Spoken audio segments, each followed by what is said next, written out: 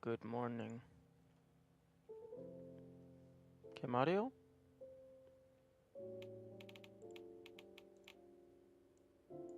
Audio?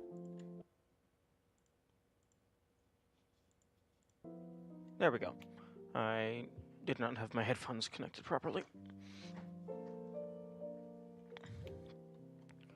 Okay.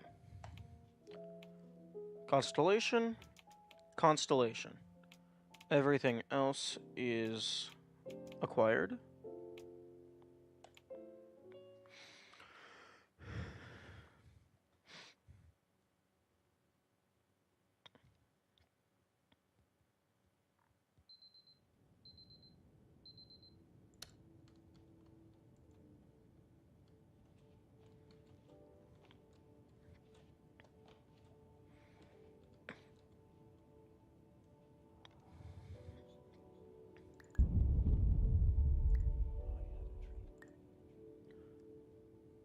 Well, 2 constellations left in terms of the main collectibles.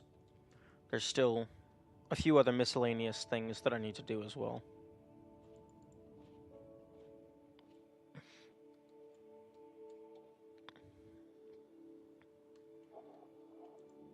Like this room back here. This room is very... Like, this room doesn't seemingly have a reason to exist.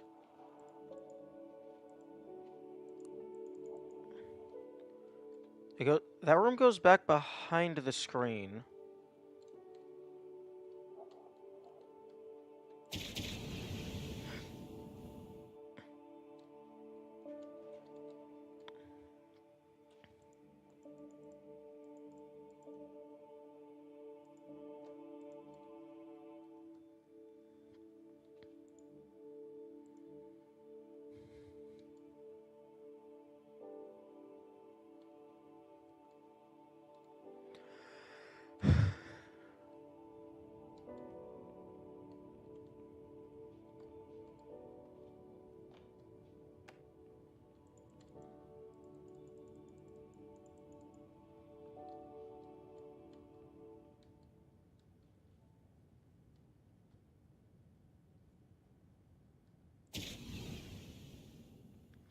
I have all the chests, which I still don't... Like, I know that brings me to level 8 and gives me access to the roof, which I already had access to.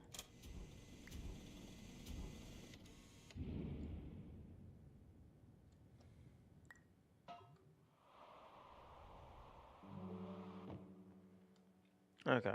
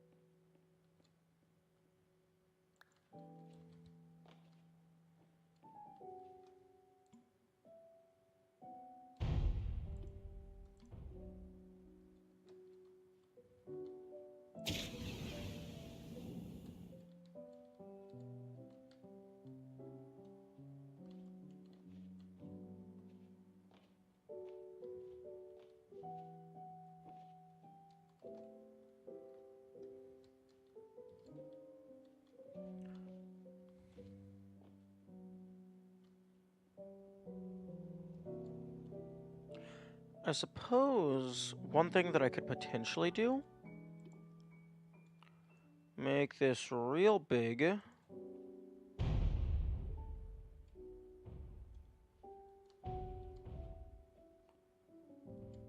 And then go back through the first door.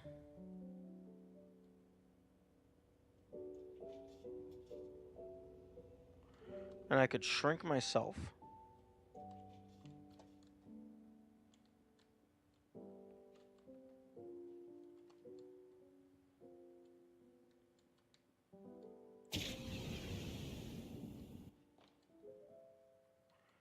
Wait a minute.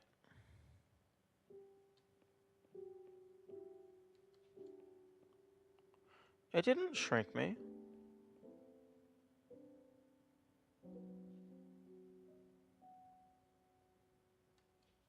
I don't think it shrunk me anyway. That's unfortunate.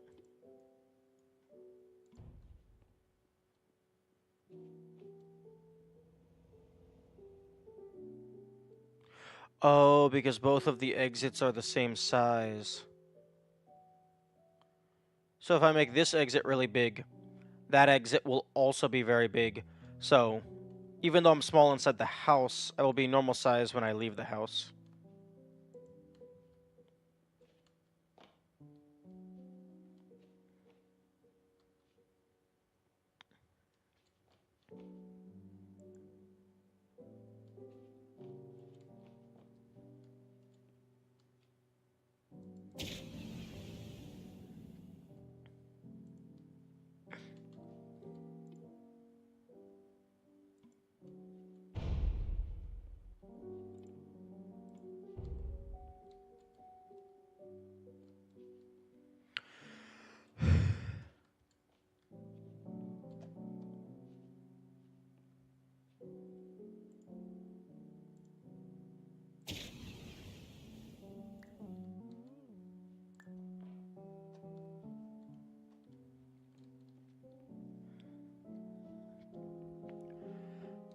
I'm actually quite surprised I haven't found it yet.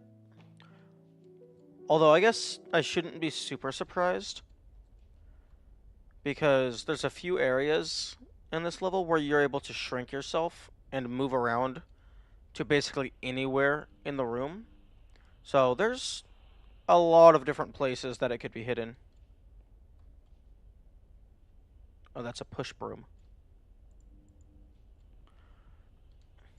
And then also they give you that radio.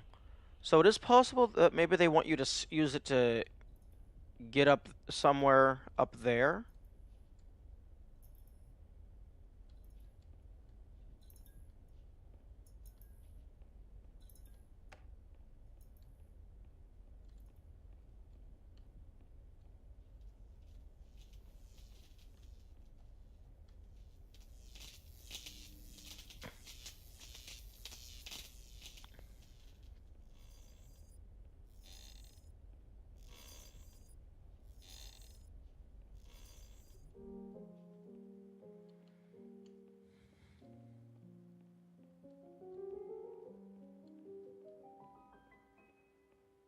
Although usually it's just off in a corner somewhere.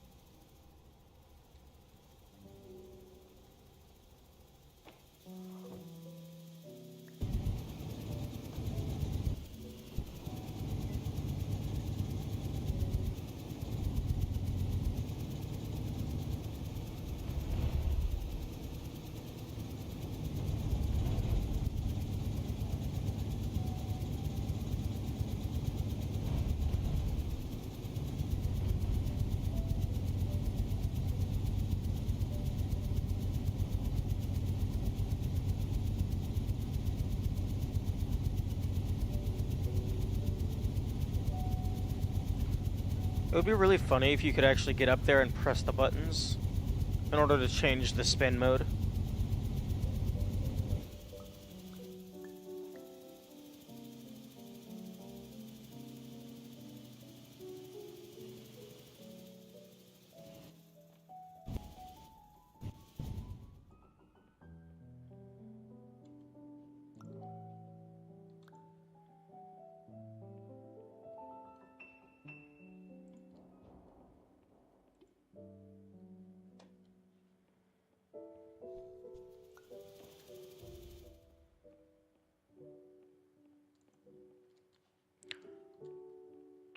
These first few rooms seem really barren, though. Oh? Okay, brick wall, brick wall, brick wall, brick wall, brick wall, brick wall. I am guessing all of these are going to be brick walls because they're not actually the portals.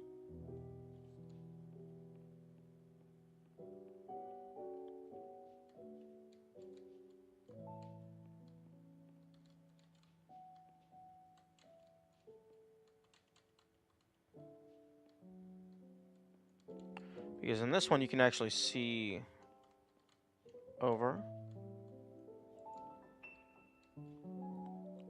Hmm.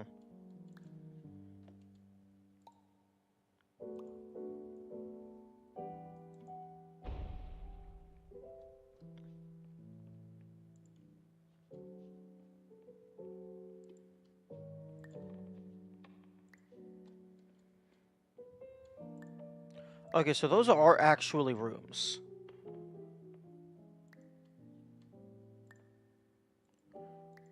As in physical space that I could enter if I was small enough. Although, given that they're so high up on the wall, even if I was small enough to enter them, I don't think I would be able to get up to them.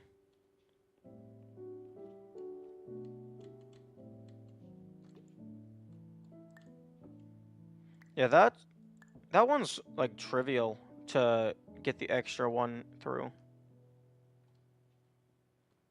On other other portals, it's a bit more tricky. I wonder if there's... I mean, I'm sure there's a reason for it. Okay, there's a blueprint here, so not as... And then I think there might have also been something on top of the door.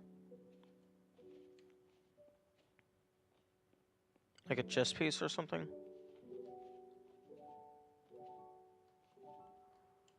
But yeah, since there is the blueprint there, I don't think it's as likely that the constellation room is going to be here as well. Another thing that I was thinking about last night is all of the constellation rooms so far have used the actual constellation room. The last chess piece that I found wasn't just a standard chess piece. All of them were standard chess pieces except for the last one, which was a perspective conversion, to where you had to stand in a certain spot, so paint on the wall would form an image. In that case, a red pawn.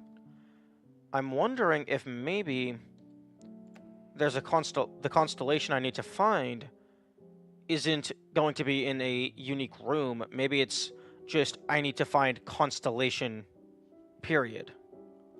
Like, maybe there will be a room with a window looking out at the night sky or something. Or maybe a painting that has constellations on it.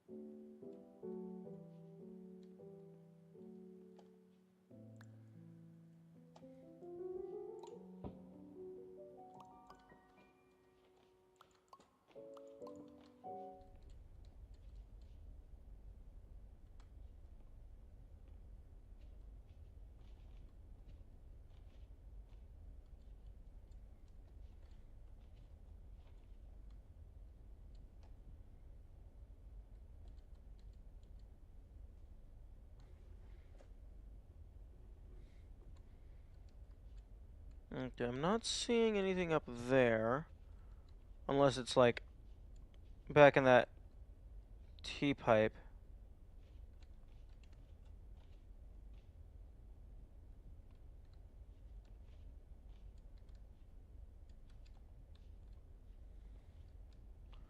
Although I have no access to any building materials. Unless I could maybe get the bouncy castle through here, but that almost certainly would not be intended.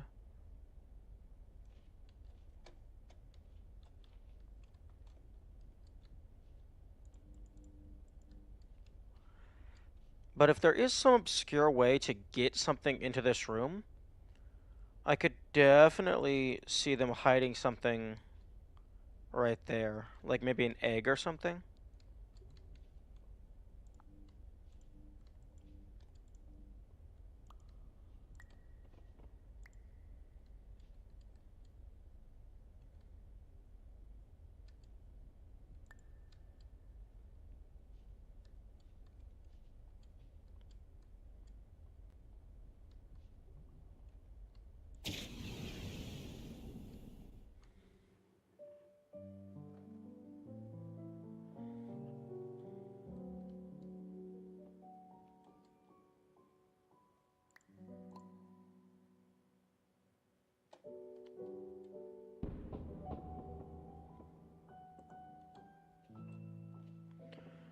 Hmm.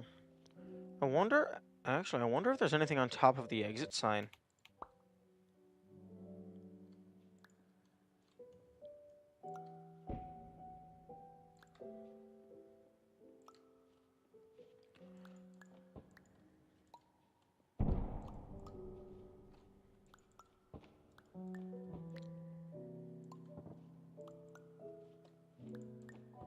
Game?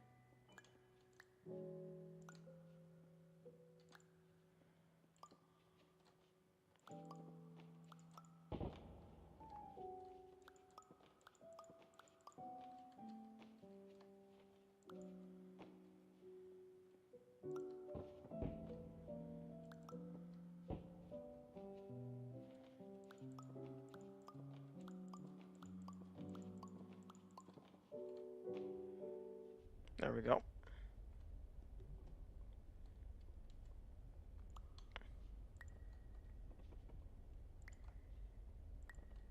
Okay. So I can make that pretty small.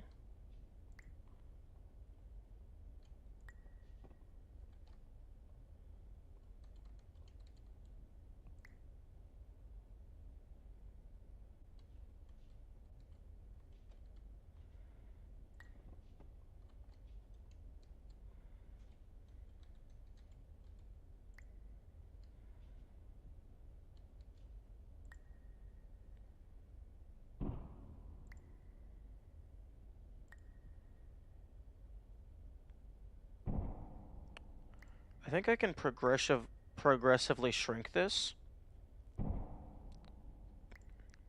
Because as it falls down, it gets slightly further away from me because of the Pythagorean theorem.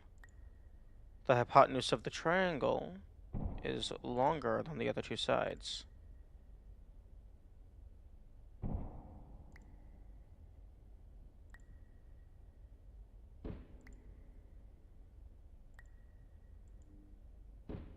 Interesting.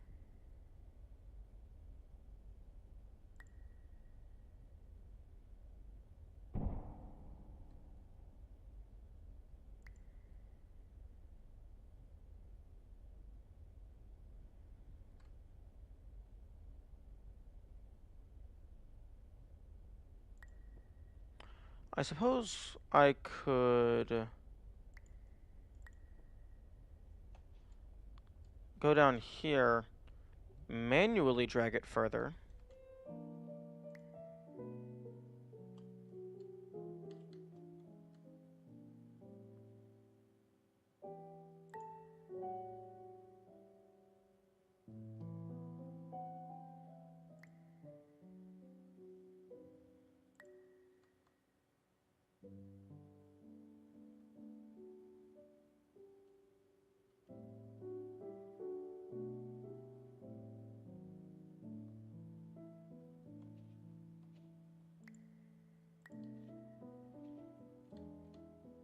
Alright, because you're small, it's actually hard to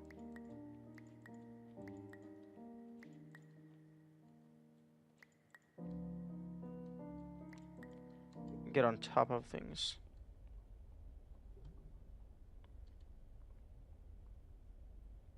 Okay, that didn't make it terribly smaller. Hmm. Interesting.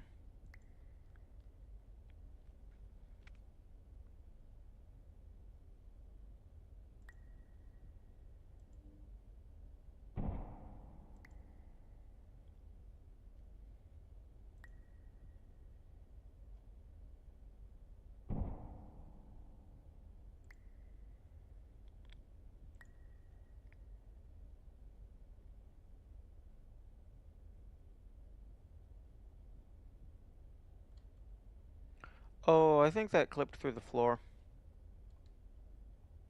Oh no, it didn't. It just landed in the pool.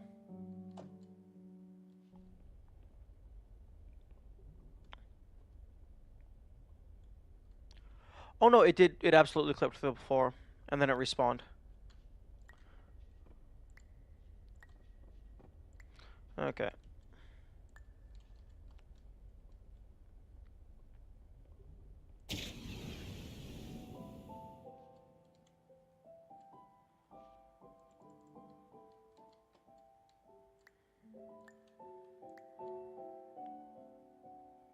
Okay, I'm gonna see if it's even possible to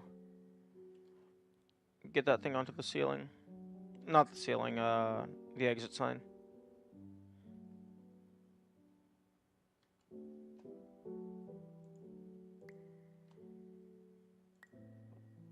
Okay, so yeah, no, you can put things on top of the exit sign.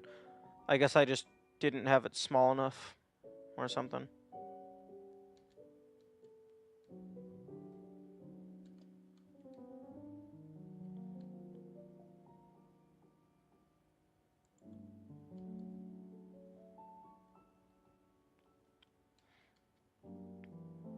Yeah, the most likely place that I would think to have put it is like just someplace where you can only access by being small.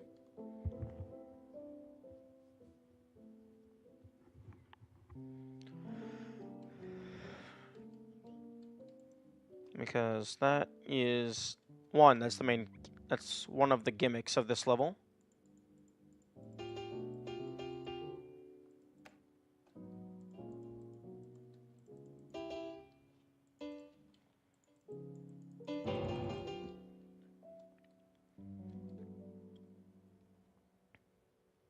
But I mean, we're almost to the end of the level.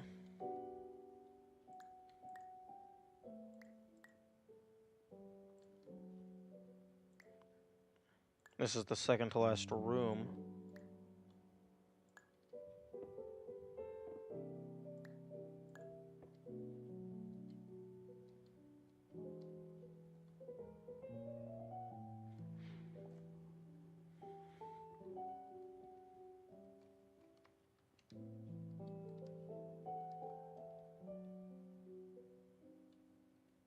It's not on top of the keyhole. I already checked there.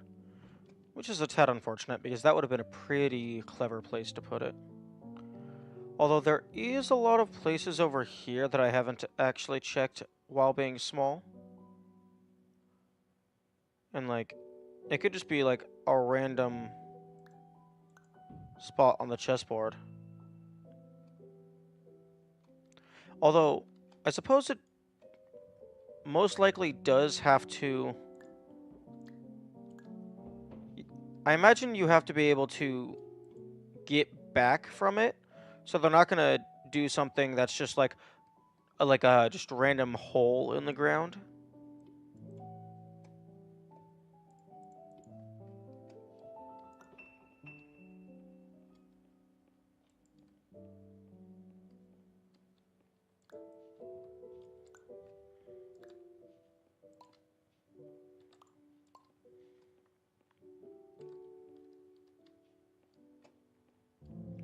I guess so.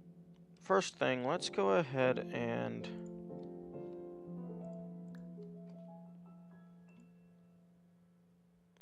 let's just make myself a more reasonable size.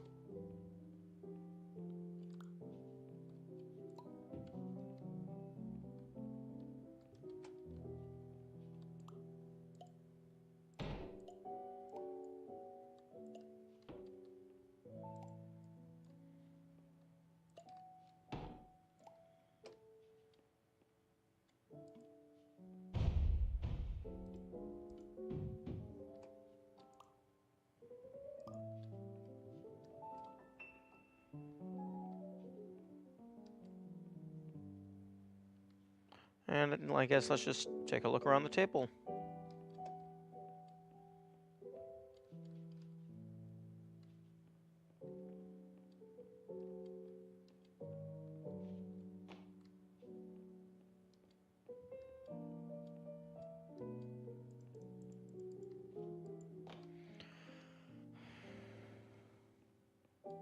Here, nope, here it is.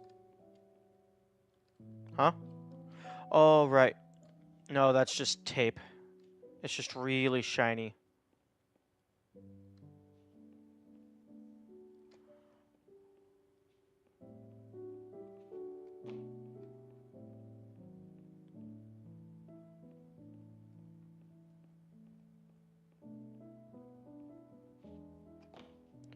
There was a blueprint over there, so I guess that doesn't mean there can't be the constellation in here. This is a pretty big room. Here's a question. Can I put the doorway inside of that straw?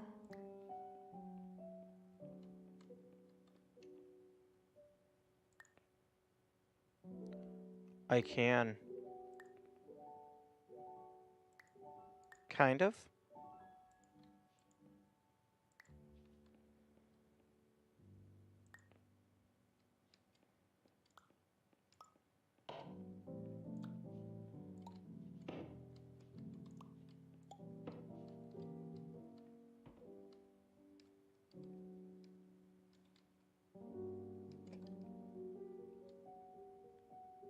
I mean, it has proper collision all the way down.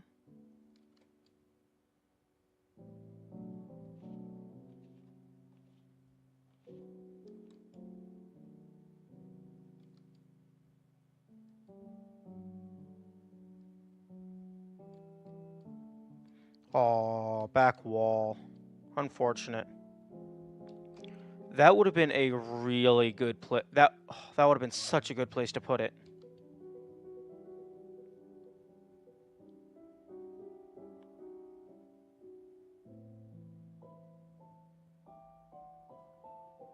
There's so many good places.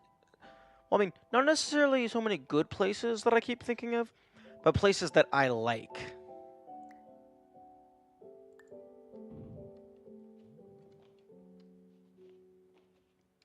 Well, I mean, I'm gonna test the other straw now.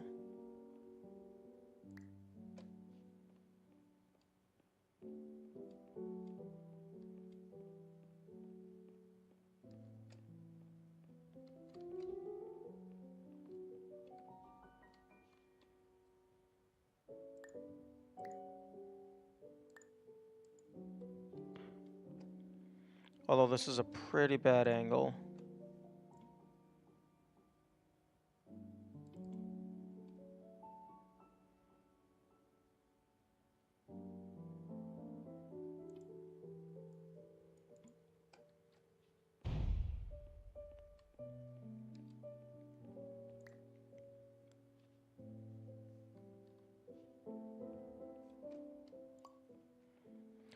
Also, I'm just realizing I don't have to back up and place it. I can just turn around.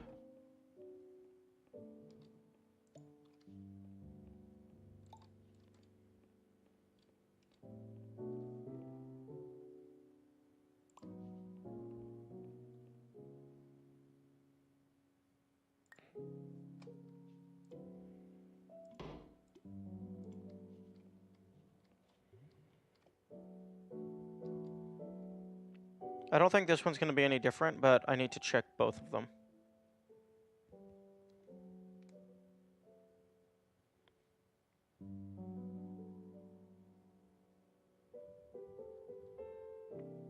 Because I have no clue where this is, so I need to test all ideas.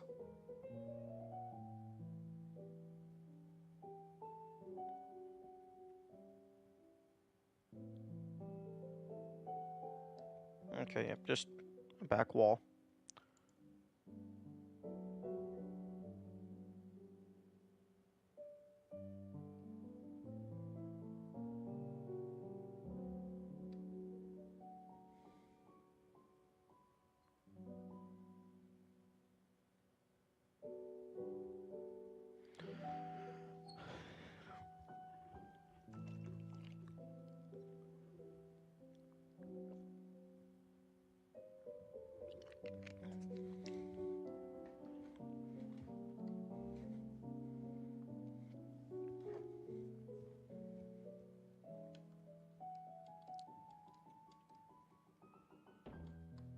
Oh, right.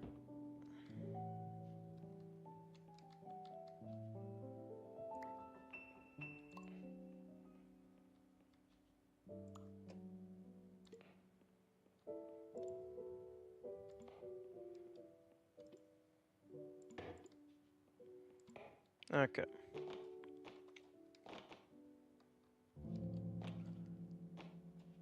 Oh,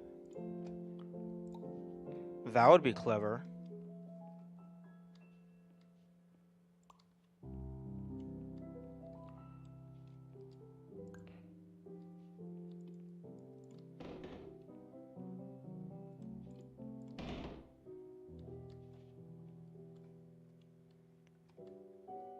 Although it does not look like there is anything here.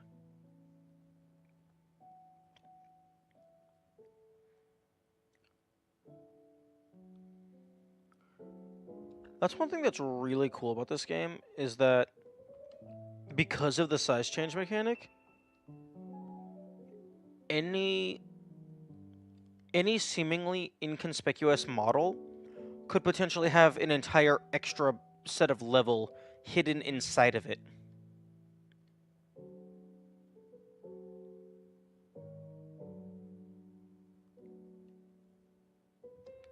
So like back here is completely hidden from normal view. They could have had a doorway here that led to a bunch of bonus content.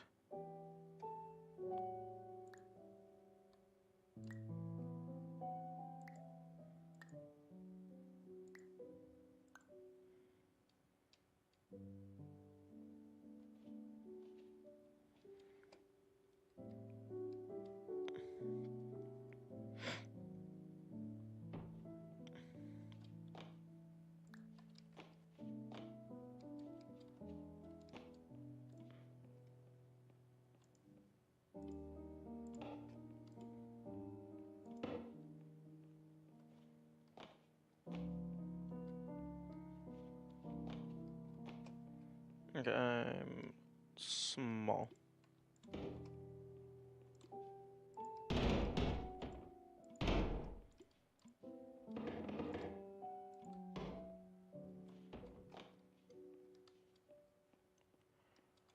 And then it could also maybe be in there somewhere.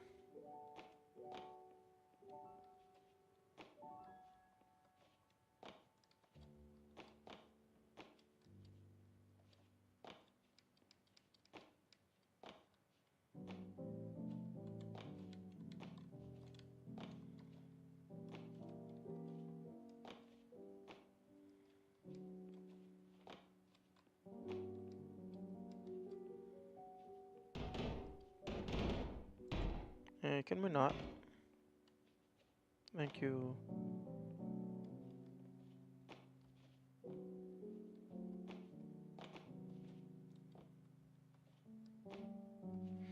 Hmm.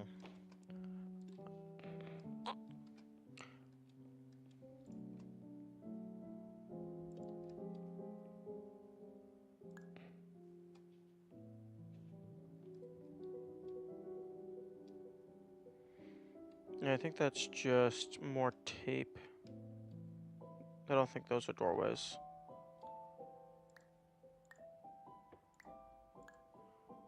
Yep, definitely not doorways.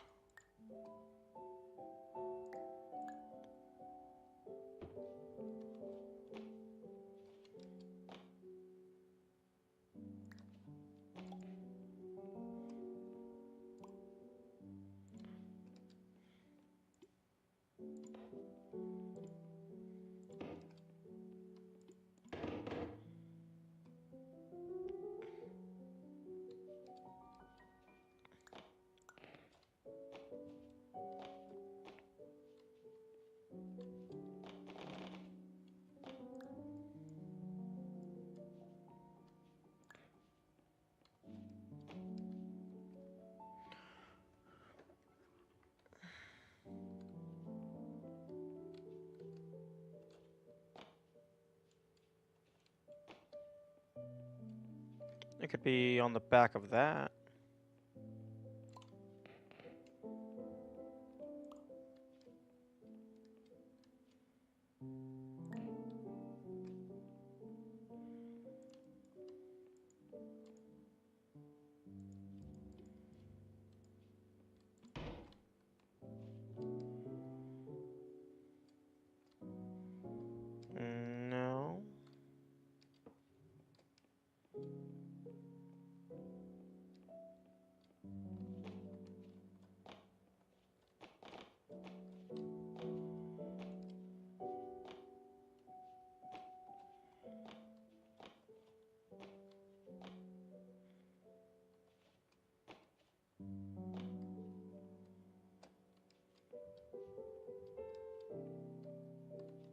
This pillow is suspicious.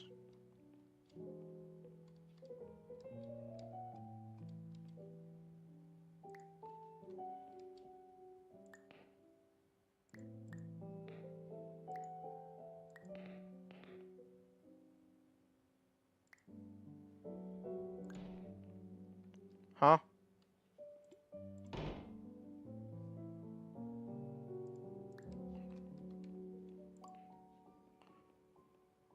Okay, I don't know why it teleported the other one over there. Maybe it thought for some reason I was grabbing both, which I did not think was possible.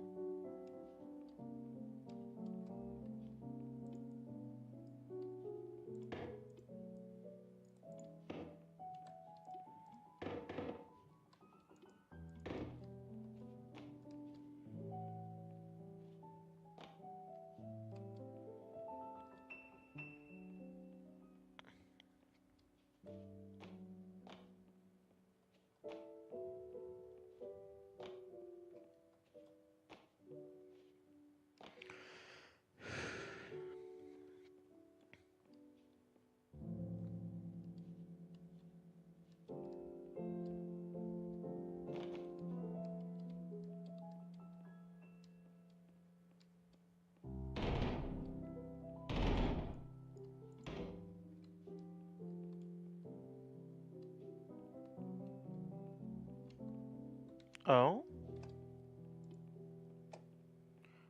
The model is not fully connected over here.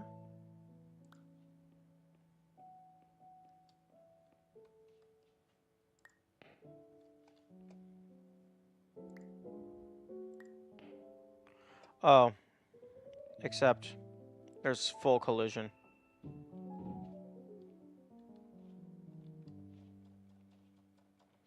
Oh, I think I got stuck on the floor. Oh no, I didn't.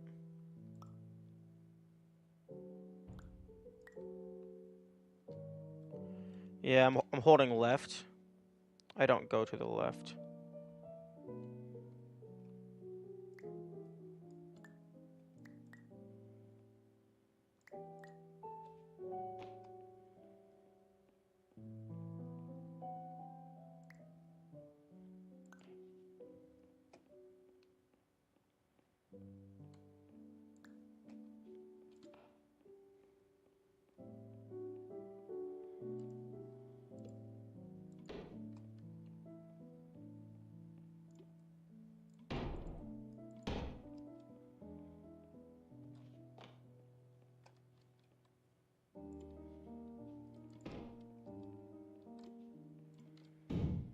Did I go behind the trash can?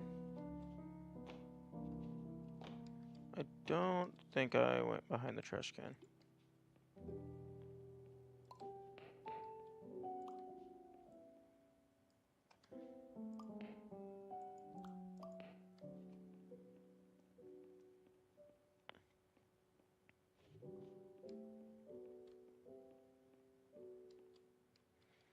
Although I don't see anything over there.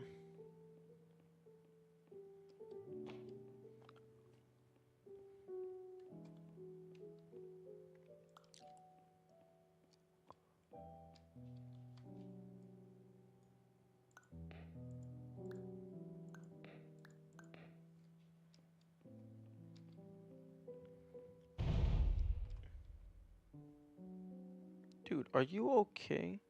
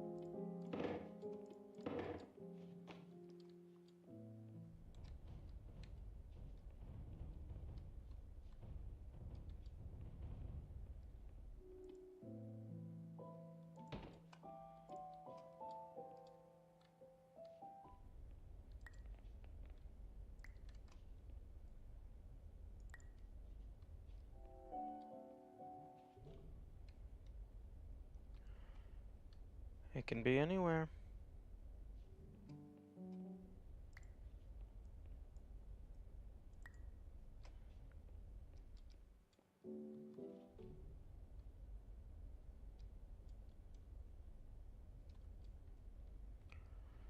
Yeah, sorry I don't really have much to say. This is really just testing all of the ideas mode.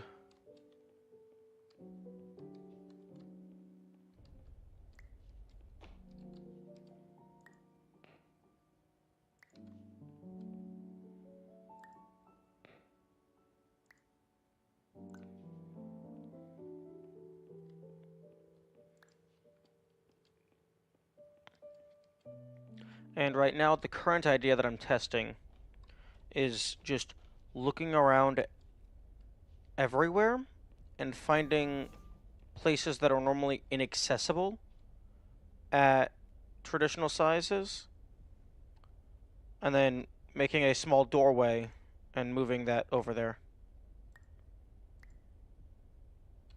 Also, interestingly, the whiteboard has no collision.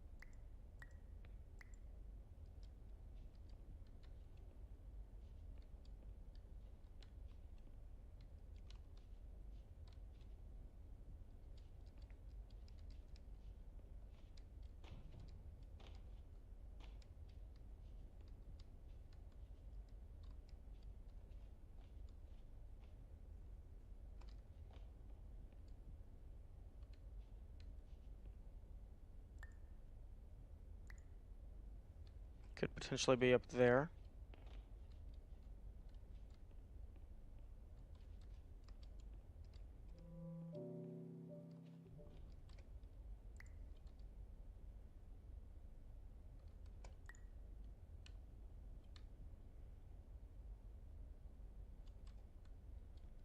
Although, so far the only thing that I've found up there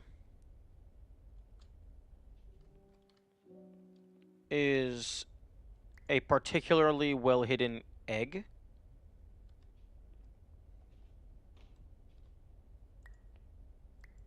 I don't know if they would do that for a standard collectible.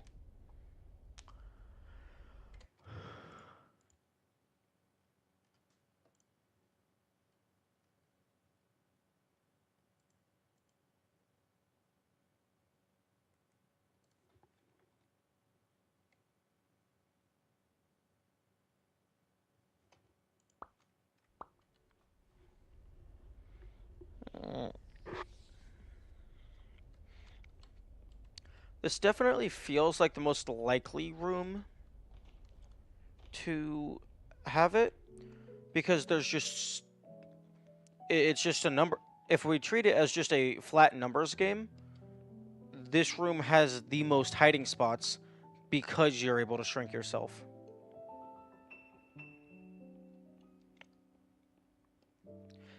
And because they have portals that don't follow standard physics and Euclidean geometry, like, all they really need is, like, a flat plane.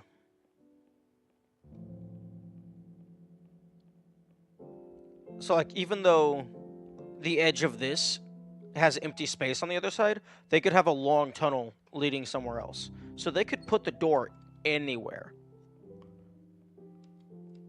All they need is a surface. And technically, they don't even need a surface. They could just have the doorway floating in midair. But I imagine they would want a surface because that would just look better from a game design perspective. And by look better, I mean visually look better.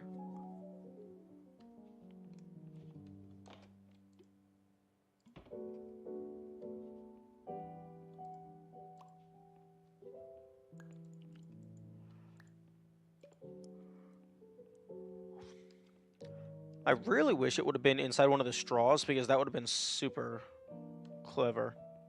I think that would have been really good.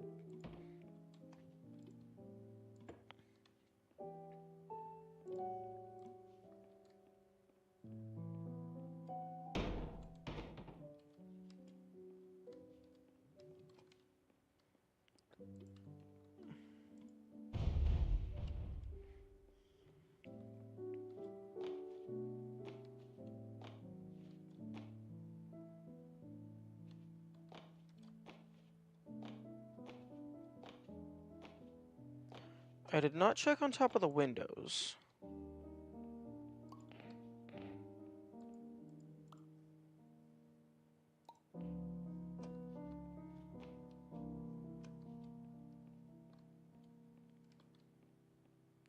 Although it does not look like there's anything over here. Huh. I wonder if I could... I wonder if the sprinkler system is fully modeled. Or rather, has full collision.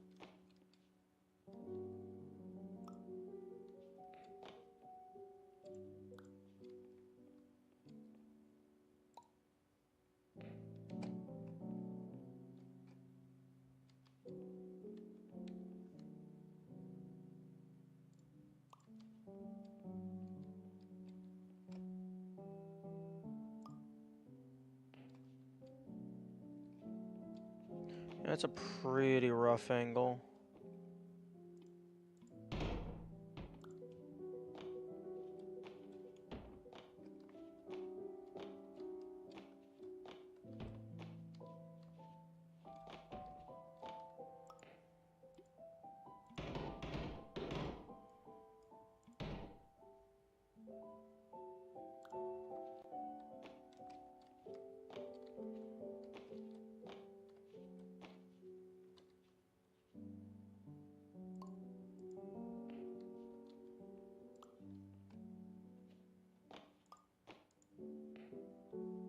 Hmm.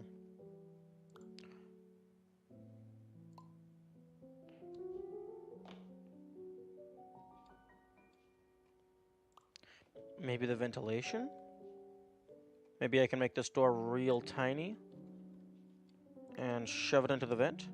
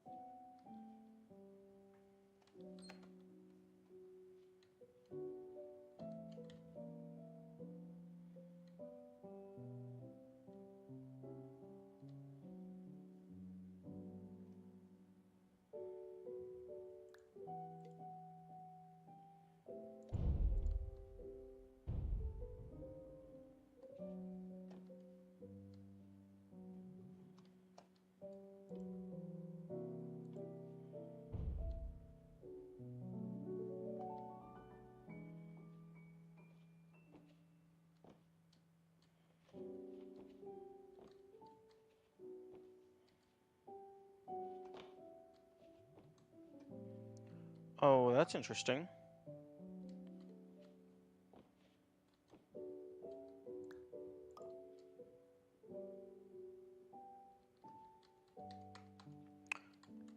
The back of this has no collision.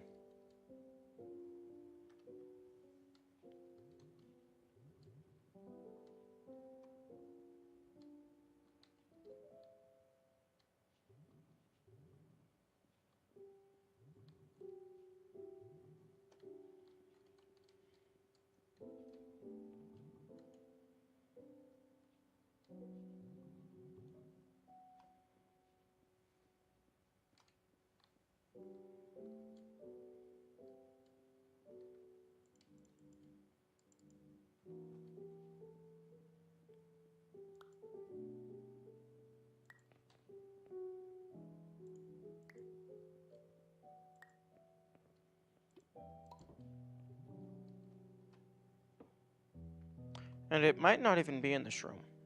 I'm just spending a lot of time here because there is a lot of things to look at.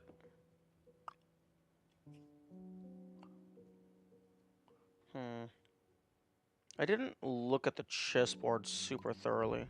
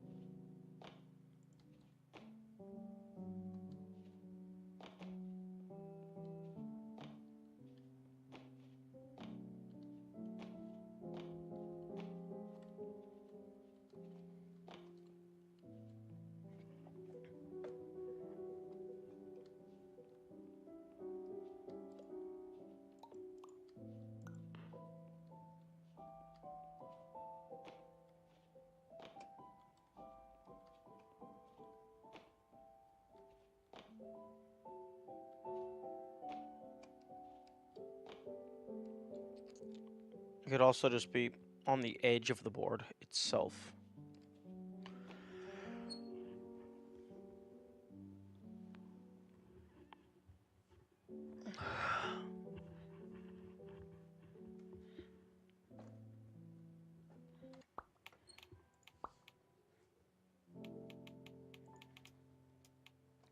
Okay, this one was hidden behind a staircase.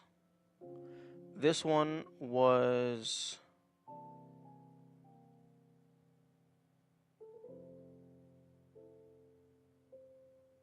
I can't recall.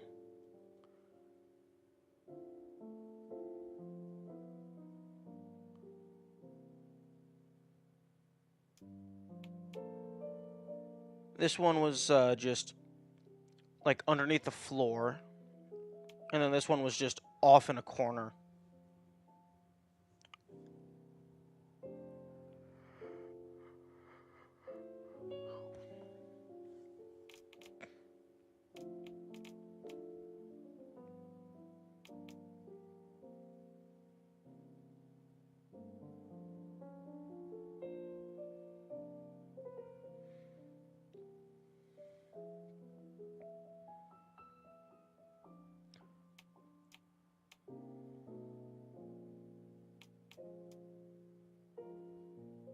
Cubism.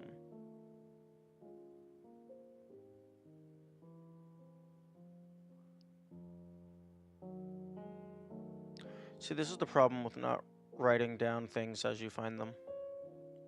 Because you find them once, and then you don't go back to them, and then you forget about them.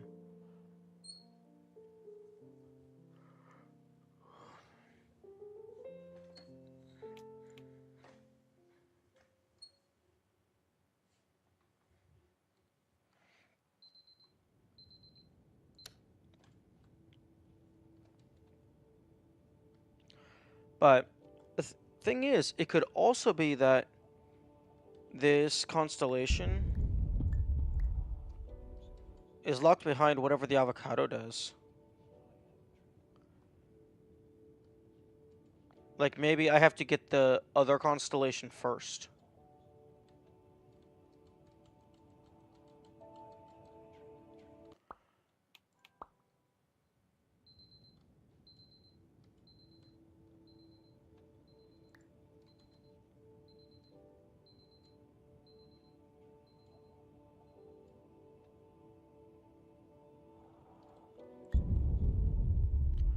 Okay, I was thinking that might affect the video. Because it makes a sound effect, I'm wondering if something changes when I do that. And maybe I'm just not seeing it.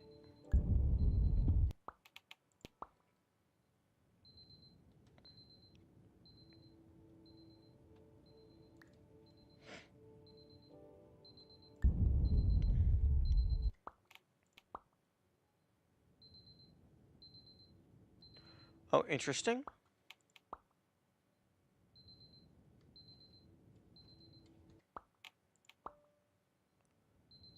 That's an interesting checkpoint.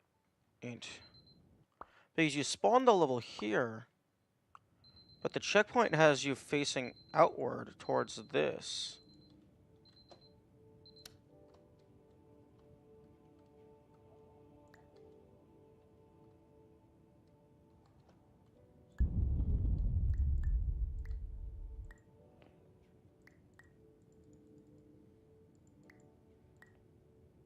Hmm.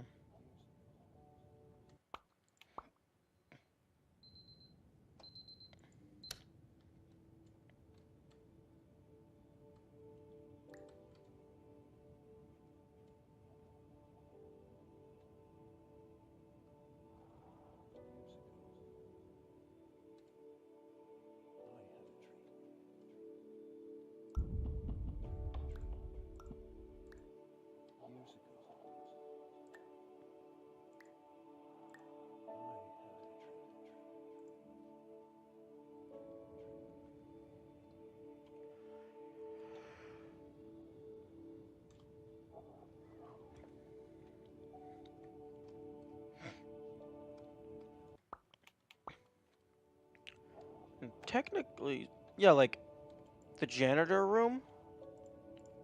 Maybe I collect enough of something, like I go and get the other constellation, and maybe this room opens up.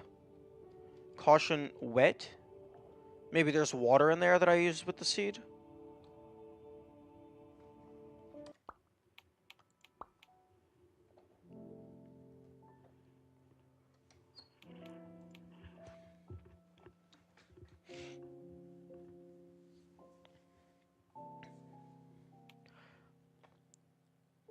Okay, so getting all of the fire alarms gave me a funny interaction on the title screen.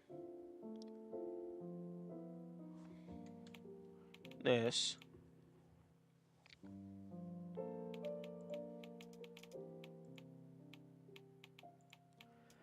Getting all the fire extinguishers just made them start spewing fire.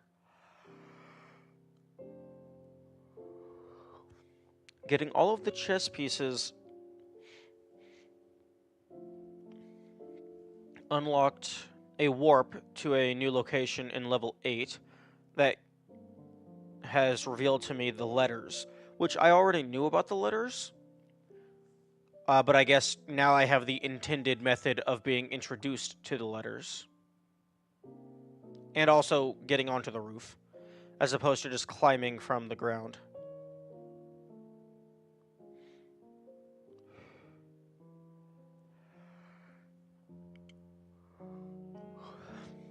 Getting some of the blueprints unlocked a room that explained that there's more hidden secrets that the game doesn't tell you about. Namely, the eggs. And then getting all of the blueprints unlocked the avocado.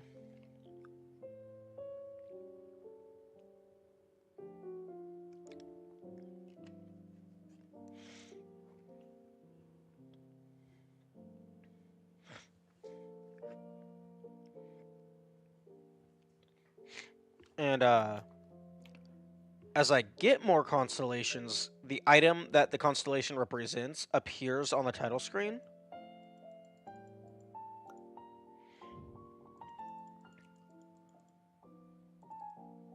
Like this, the table back there.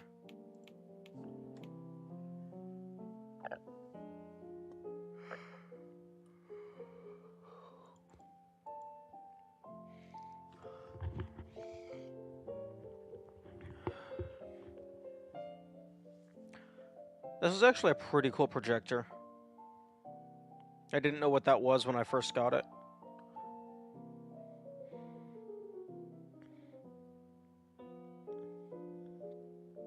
Wait, yo, I bet they... I wonder if they're... Not bet. I wonder if they're just using the lighting system whenever they have the...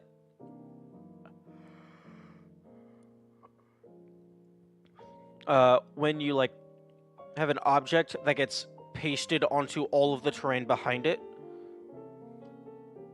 So, like, if you don't move, it looks like it's normal, but then once you move, you see it's actually painted across all the surfaces.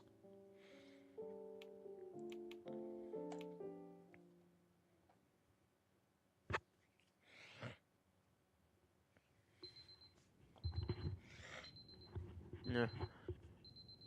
Sinuses go away. No, actually, no. Don't go away. Just, clear up, please. Yeah, that checkpoint puts you facing the alarm clock. I wonder if that's just an error on the other room, on the other level's part.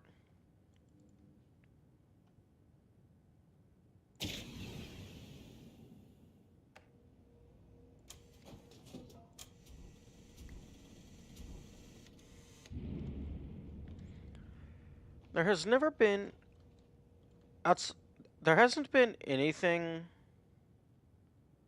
in this early segment area, I don't think. Although that doesn't mean there can't be. And this is what I'm talking about. All they need is a flat plane. They can put it on anything.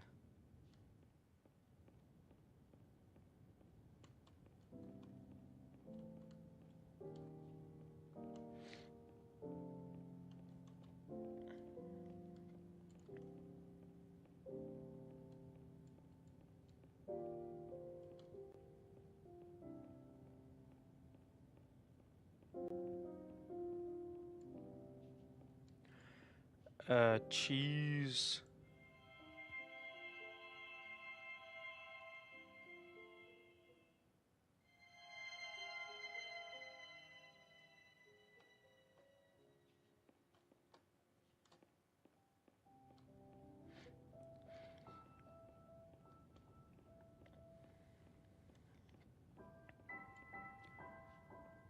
This is why you check in the areas that don't typically have stuff. Because they're allowed to do it once before it becomes suspicious. Although...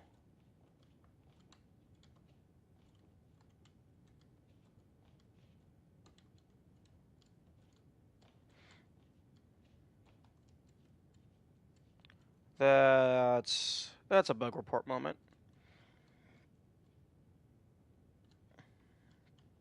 The side of the portal is extending beyond the boundary of the filing cabinet.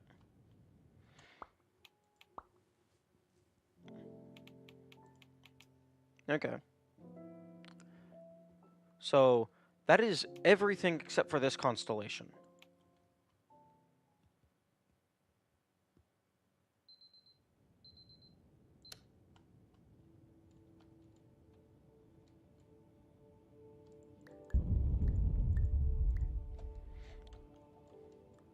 That's the same sound effect, I think, when the soda machine runs out of product.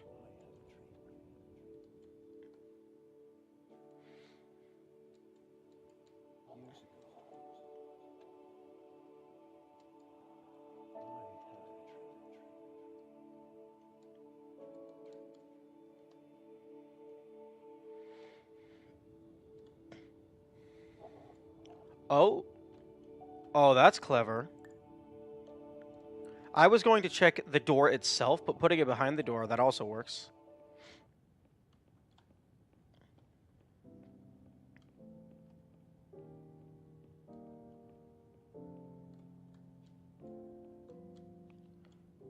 chair. Okay, that finding them both in quick succession is actually kind of funny. Stars align, complete all constellations.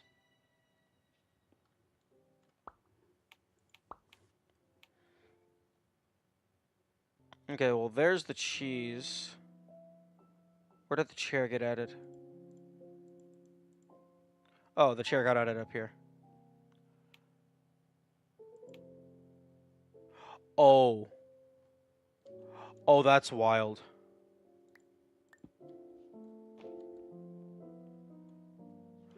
Oh, the title screen is a level?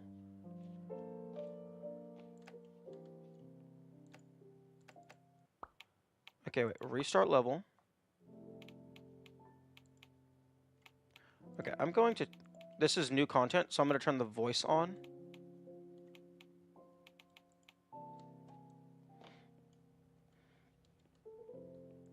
Hello, my name is Dr. Oh, there's subtitles. Glenn Pierce. Hello, my name is Dr. Glenn Pierce. Hello, my name is Dr. Glenn Pierce. Interesting. Hello, my name is Dr. Glenn Pierce.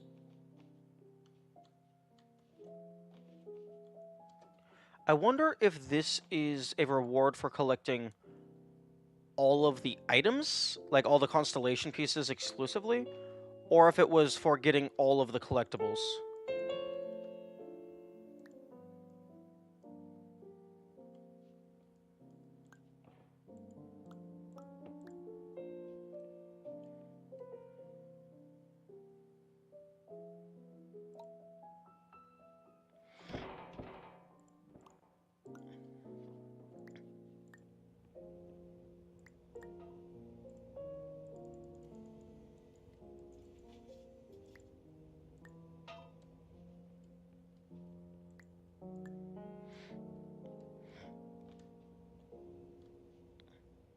Oh. That's unfortunate, but also... I guess it's kind of understandable. Tester of the Year, 1991.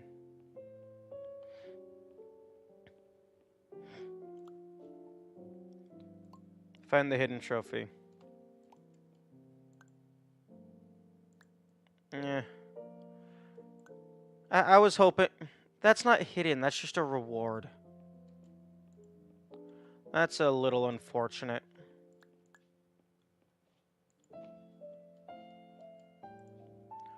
I mean, I guess it's cool. Why am I not allowed to bring the trophy out?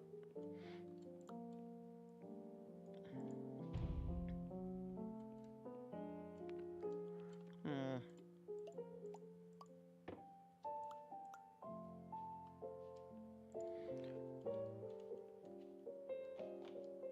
Hmm.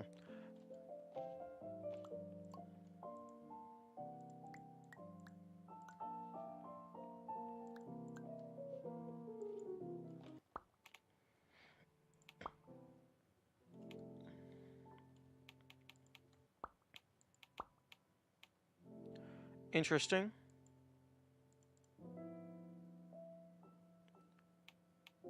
It's not resetting the position of the items. Will it do that if I relaunch the game, maybe?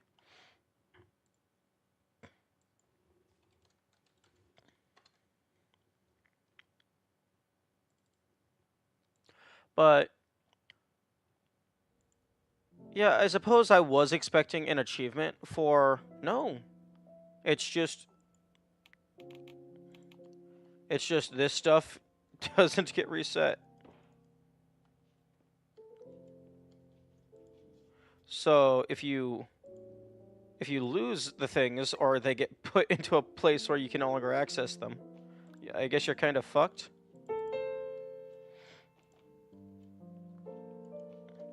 But yeah, that I was expecting an achievement for getting all of the items. But not in that format. That's a for me anyway, that's a little upsetting because I was hoping to actually have to look for it and find it because I don't I don't consider that to be a hidden trophy. That's just an award. That's just a like a you got all the things, good job.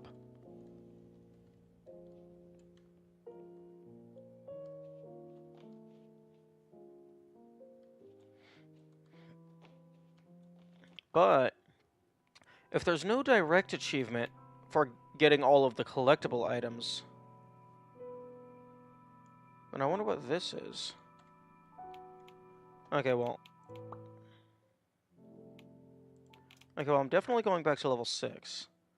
Because now that I have all the items, maybe I can do something with the avocado seed.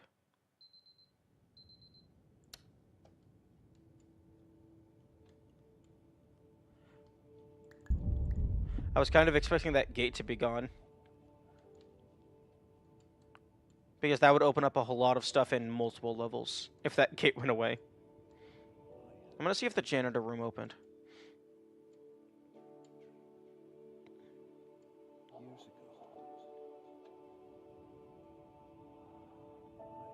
No? Hello, Interesting. my name is Dr. Glenn Pierce. This is a notification that you have reappeared on our monitoring system after a prolonged absence. Please continue to do whatever you did most recently, and discontinue whatever you were doing immediately prior to that.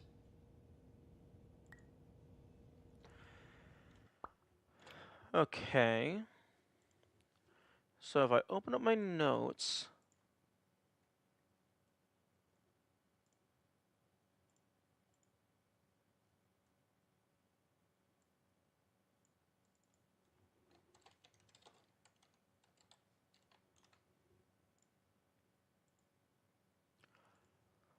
Okay, so in my notes,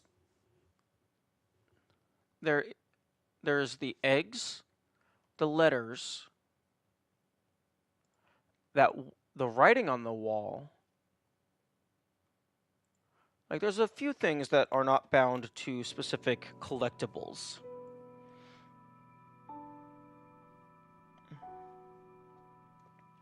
So, vaguely activated, hidden, and then biggest fan. I mean, I guess I can do developer commentary now. I've gotten all the collectibles. Hopefully they don't spoil the 2 last super secrets.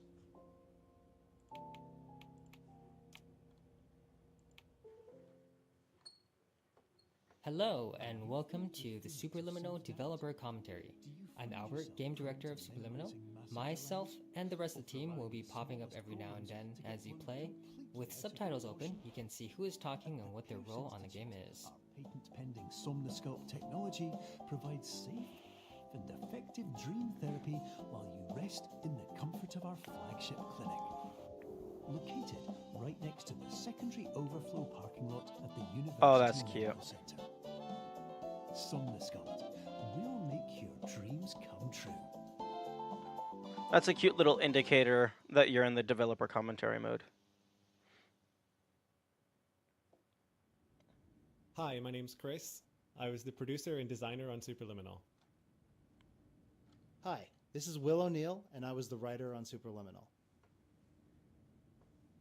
Okay, so that very beginning of Superliminal is actually one of the last parts we finished. Throughout development, we created so many different introductions to the game. Not all of them were cutscenes, like that one, but we ended up feeling that that in-game video sequence offered a really smooth on-ramp that let us set the framework for what's to come. By keeping it grounded in the world, rather than just a video, we felt it to be a good way to get you situated in the game and aware of what's up. So, when I wrote the opening line of, "Are you filled with feelings of self-doubt?" at the beginning of the game, I was definitely envisioning a player immediately, unconsciously responding with yes. And of course, the purpose of that is to sort of pull you into the idea that you're not playing a character in the game, that it's you inside this experience. And of course, making it clear that the clinic itself is not necessarily the safest or most prestigious place to get treated creates an immediate tension. especially when the very first thing you do in the game is accidentally sign away all of your rights.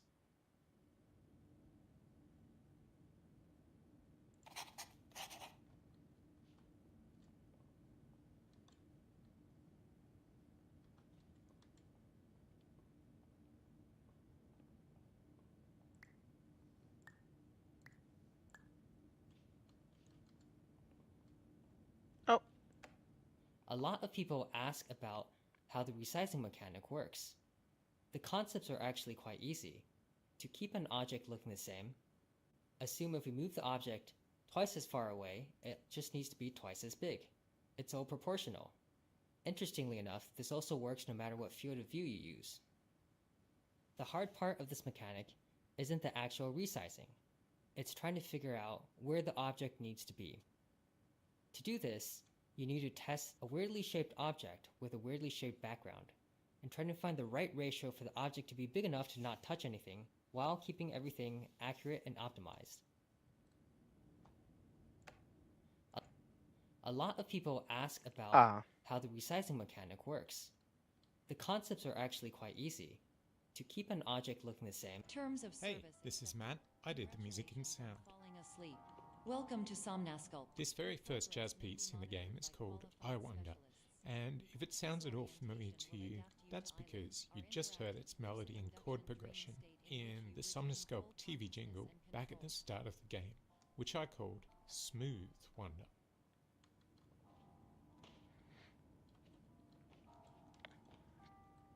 I'm going to assume none of those are going to be hidden, because the idea, I mean, unless it's like in something that was already hidden, because the idea is to explain the game.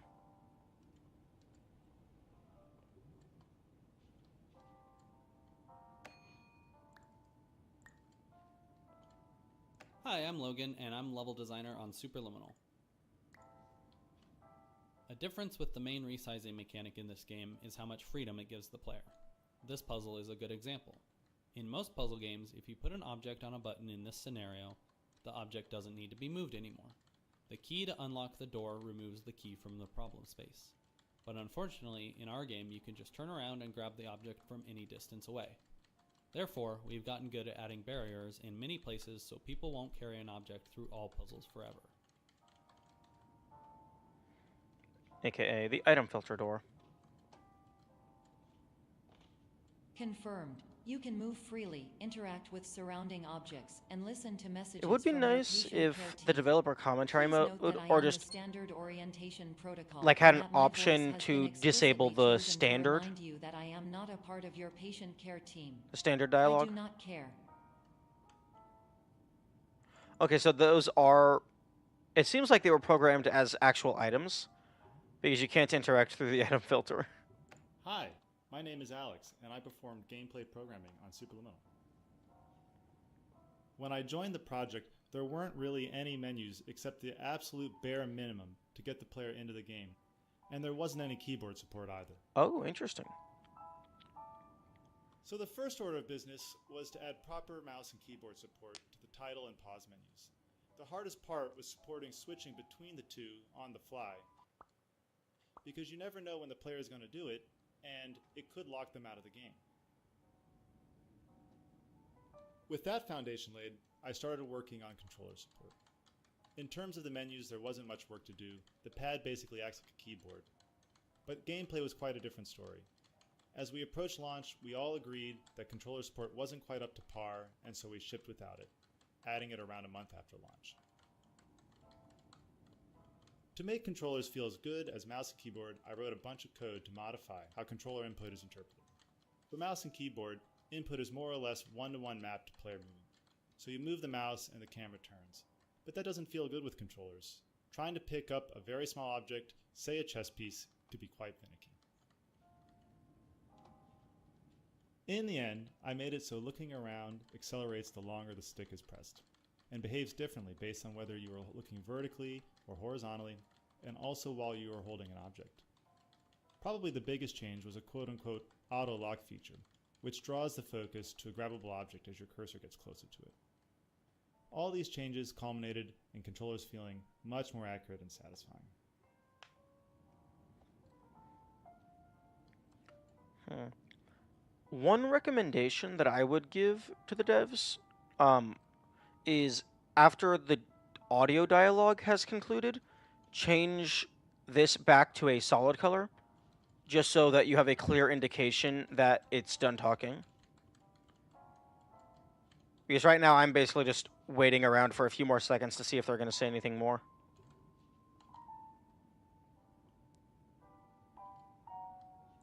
Throughout each level, we try to give subtle hints on which objects are grabbable and which aren't. This is more of an introductory level, so it doesn't have a lot of objects, but you might notice that grabbable objects, in yellow, are complementary colors to the background colors of green and beige. Oh, that's clever. I mean, subconsciously I probably internalized this, but I wasn't actively thinking of that. During eyelids, you will lose the ability to... There's quite a bit of foreshadowing throughout this level. We wanted to hint at the mechanics that are going to come later in the game. For example, the projection, the clone, and the portal hallways later on. Little things like that feel like visual treats when you're playing this level, but serve as fun reminders when you play for a second time that we kind of told you the whole thing all along. Projectors? What do you mean? Hi there, I'm Steve. I'm the art director of Superliminal. One of our main visual touchstones for this section centers around a couple of silly questions. What would someone in the early 90s dream up as a futuristic testing facility? And how could they build that on a shoestring budget but with infinite time? I feel like those two questions were ones we actually asked ourselves more than once during the process of making this game. Oh, I guess one way you can tell is while they're talking, the music is muffled a little bit.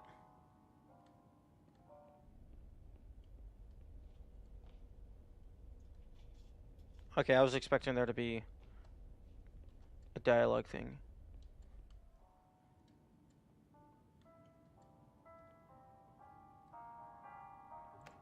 When we were playtesting, we realized that players were getting tripped up on different aspects of the resize mechanic. So we tried to make each puzzle in this level teach a specific action. The cheese puzzle is our way of forcing players to make something from very small to very big, and the puzzle after that is the opposite. This broken window puzzle is to teach you how to make things small and fit through a hole, but at a distance, so you can't simply walk up to it.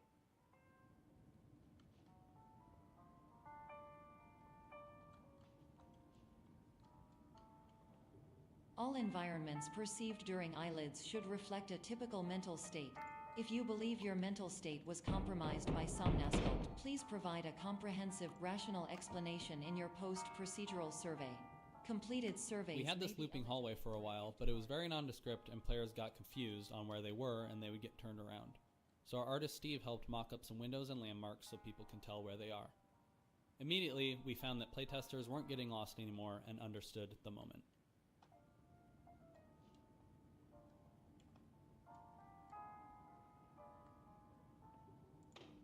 Our core game mechanic is so novel that we immediately drew comparisons to other quasi-sci-fi puzzle games. And since our game is about playing with and subverting expectations, we wanted to lean into that and start the first level with a kind of test chamber aesthetic and immediately break that going forward. Narratively, this space is what Dr. Pierce planned to have his dream therapy program look like before it all went wrong.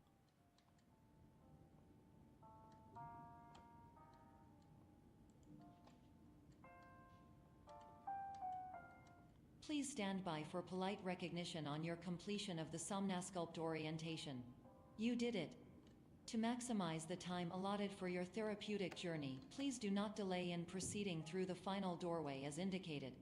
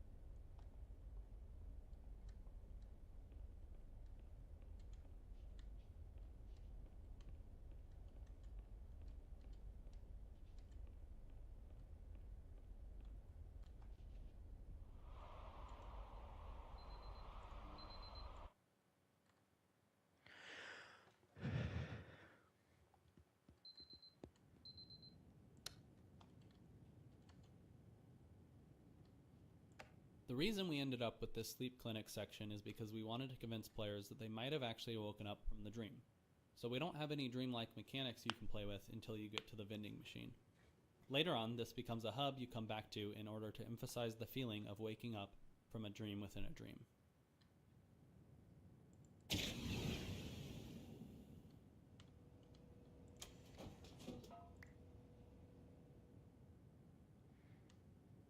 Yeah, I'm definitely not competent. No, not competent. Definitely not my mind definitely doesn't work in that way, so I didn't pick up on that. We want the first moment of people walking into this hallway to feel different from other first-person puzzle games. This hallway is designed to feel surprisingly warm, which helps make it feel a little bit surreal and a little bit odd. Throughout the game, we're bouncing between these two feelings, the feelings of warmth and coldness. So my brief for the jazz part of this soundtrack was always to do my best to emulate the iconic solo jazz piano sound of the great Bill Evans. For that, I listened to an album called Alone. My process was to try to compose my own superliminal jazz standards. I fleshed out the first chorus and melody.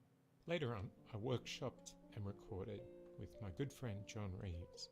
And I'm so glad I did, because his piano skills are so much better than mine.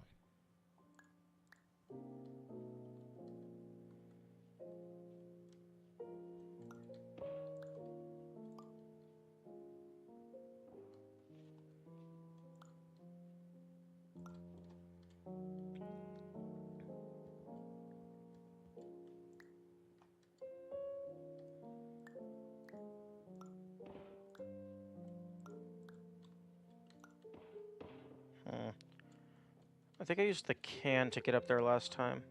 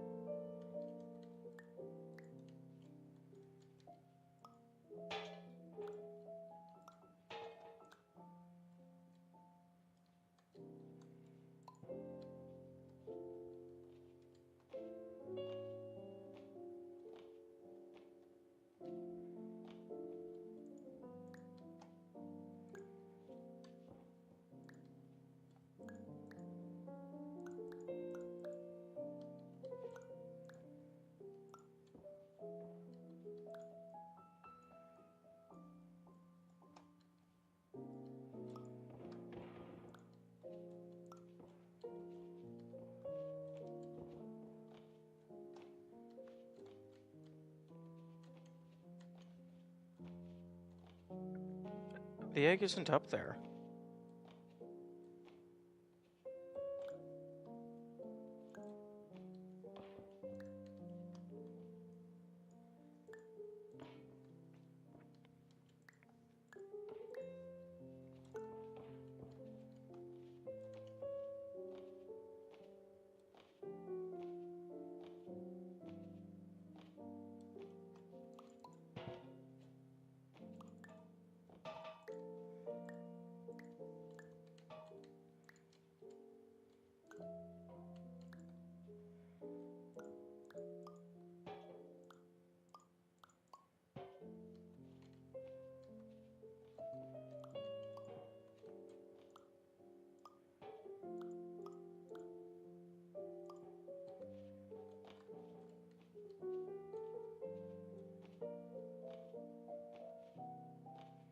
Is this the wrong hall? Pretty sure that's the correct place.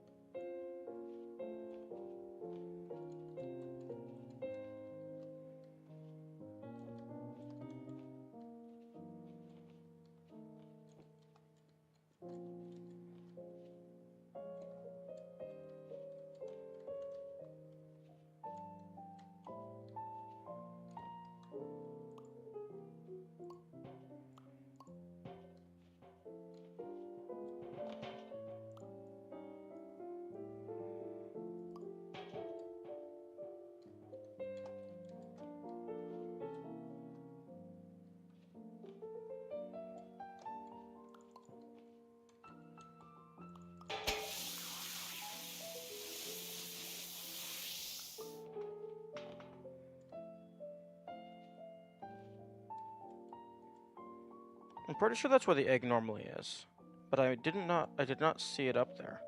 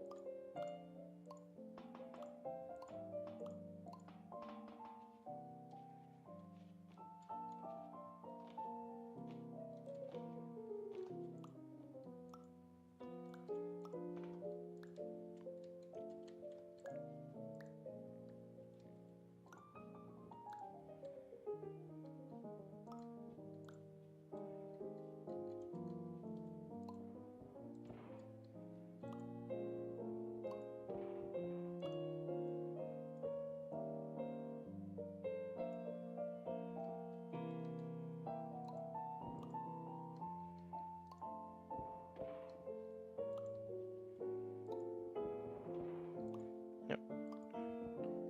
Okay, why are you not pushing all the way forward?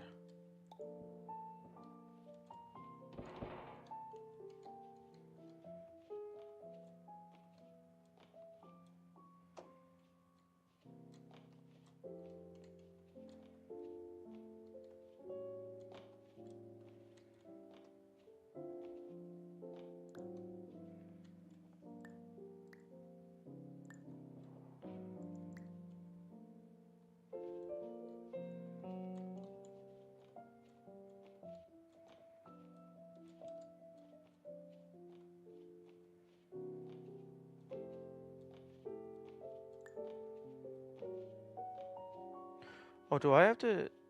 No. This definitely feels like it's changed, because I see no way of me fitting through that.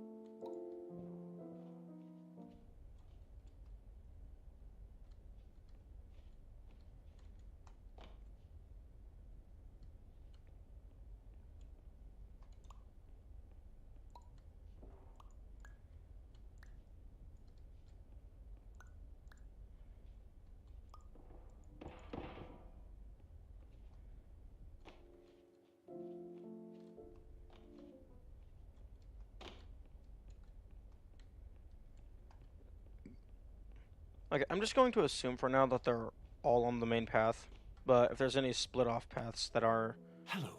convenient My to name get is to, Dr. Glenn Pierce. I'll and go I'd after like them. to talk to you about being special.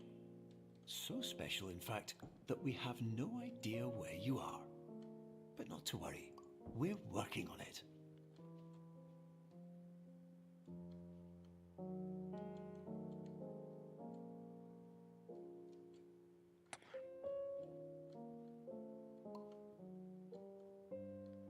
Surprised there isn't a dialogue thing here.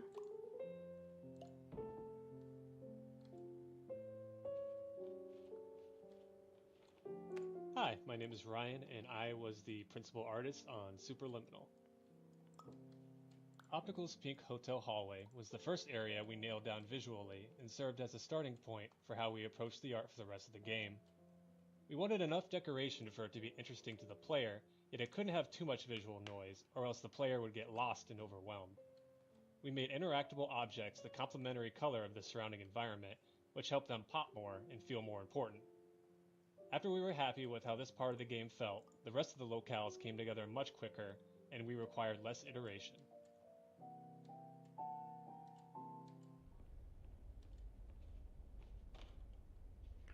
Okay, this would have been the first of the constellations.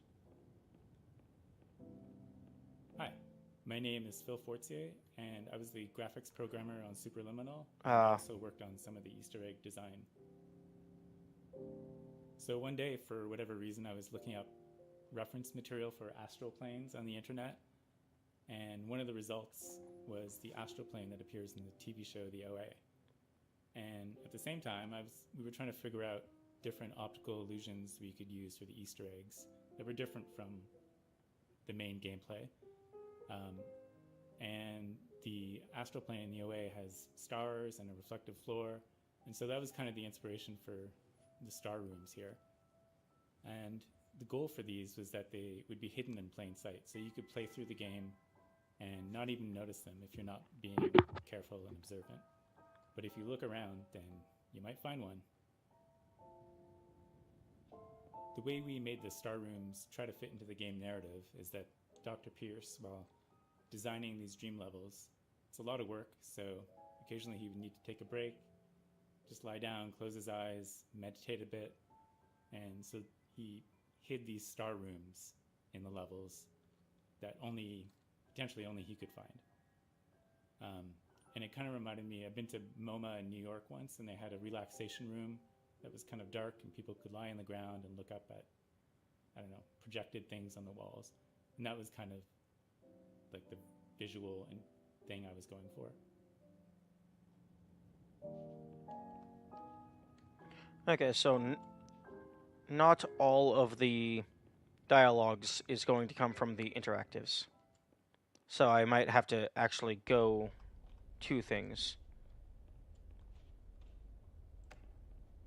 Hello, my name is Dr. Glenn Pierce, and I'm just popping in to give you a quick update on where you are. We still don't know, but please keep moving forward, and hopefully you prefer frequent updates to being reminded that you are completely lost.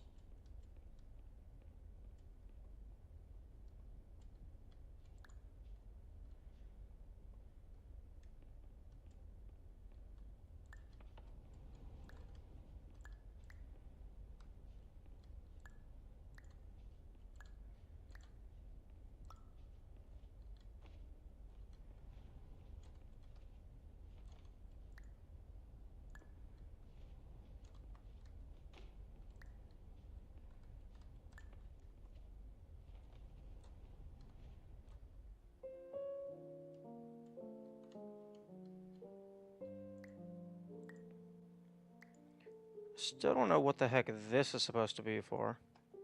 Well, I mean, finding this location in general was an achievement.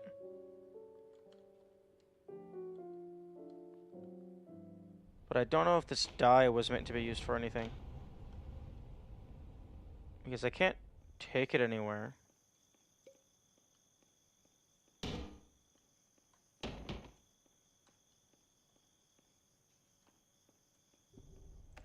So in this warehouse, you'll notice that there are actually 4 exits to the room, and the level geometry on the other side of the exits would actually overlap if it existed in real space. So to make the level design a little easier, we used our portal tech here.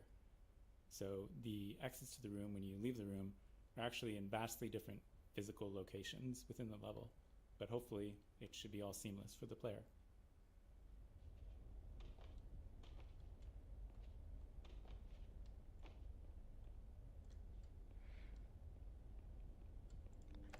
Before you grab the moon in the next room, please notice that it looks quite far away. An interesting fact is that it actually isn't that far at all.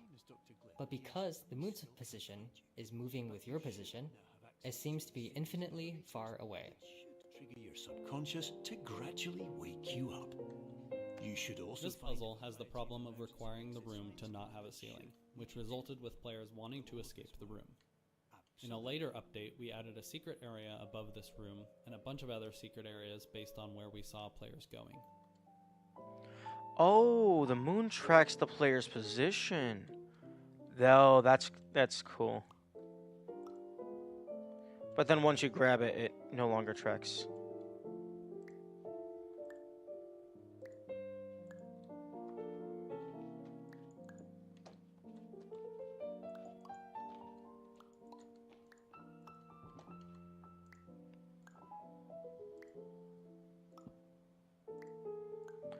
I didn't really notice that in that regard.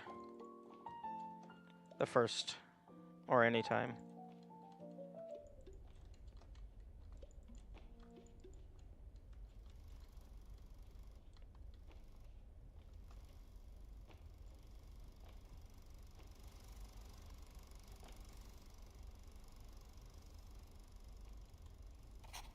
The blueprints are one of the secrets that we added to the game, and if you find them all, you'll unlock a special secret. The diagrams are actually top-down, wireframe views of parts of the levels, and they're blue. Yeah, you unlock a special secret, which is an avocado seed I still don't know how to use. I hope I don't get that spoiled. But if I do, that's on me.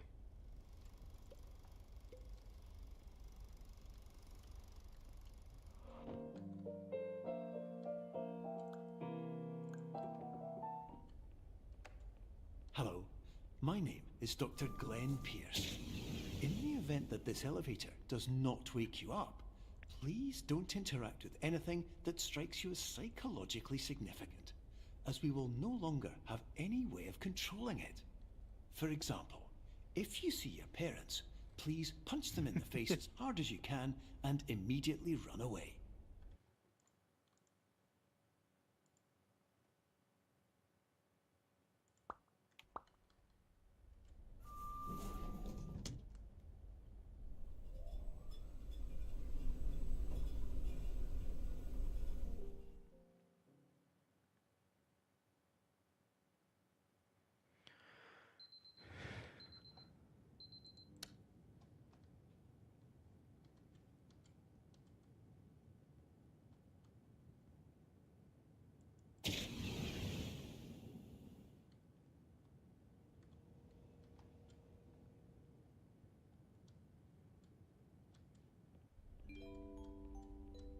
This is an automated message for all patients who attempted to use an alternate pathway to access the next phase of Somnasculpt therapy, but who have become trapped in a dream state paradox instead.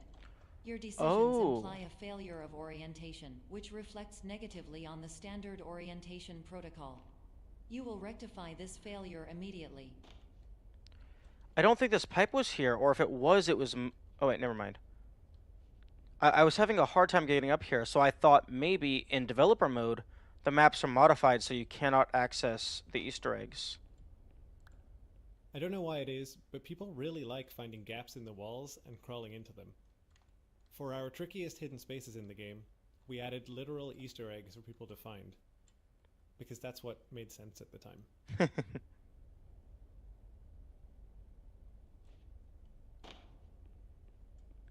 Oh, okay. So the Easter eggs were actually, I guess, designed by the players, in a sense. Because the players found the hardest places that are possible to get to, and then the devs added a reward.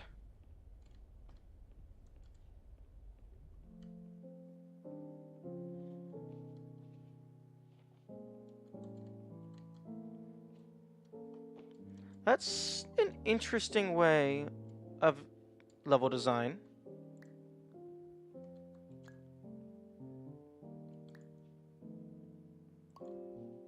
I think I like it.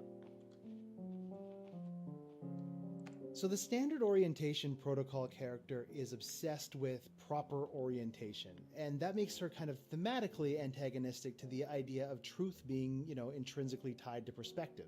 But to me, the fun part of it was writing her as being cruel without there being any actual malice to it. Like, she has nothing against you personally. Her programming simply can't see beyond proper orientation as being the only thing of any value to a Somnasculpt patient whatsoever. An early challenge we had for creating the art for Cubism was how to approach the space and make sense of it. We started taking it a bit too literally. For example, how could we make sense of the door being so high up? Why would it be built this way? The solution we arrived at was simply not to make sense of it, because it shouldn't. We created a simple museum aesthetic that wouldn't get in the player's way of experimenting with and enjoying the puzzles. Sometimes keeping it simple is the way to go.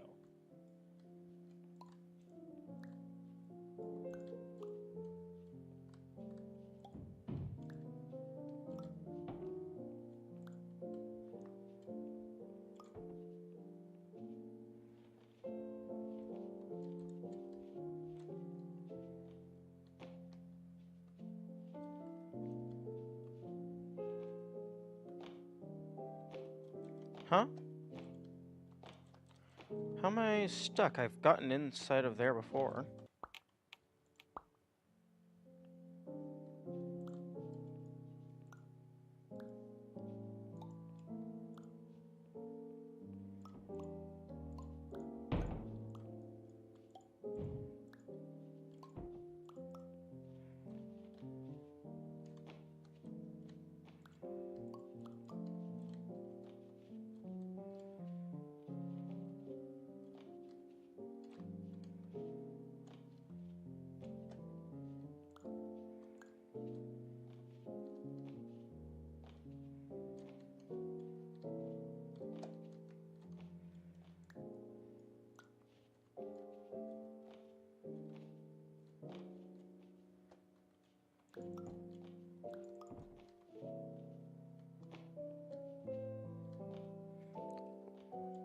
Little surprised there's nothing in here.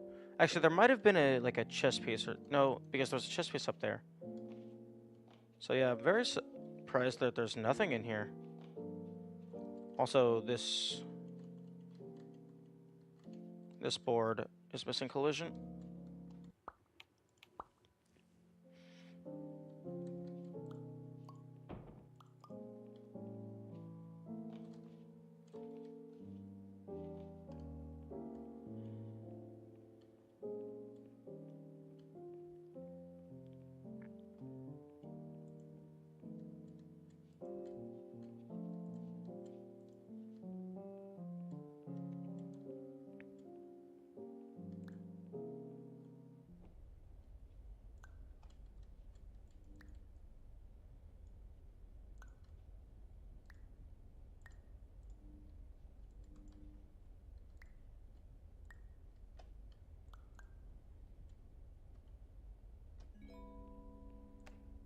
Between the colorful dream spaces, we have these, what we call back areas. These back areas serve as a backdrop to everything. They are where the dream spaces are built, and also the service hallways in between them. We wanted to give them a colder, darker feel to contrast with other spaces in the game. But we also wanted to keep a man-made feel, as if people were just here moving things, creating these spaces, doing work a second before you arrived. Yeah, it reminded me a little of Charlie Kaufman's Synecdoche, New York. That idea of building a world inside of another world.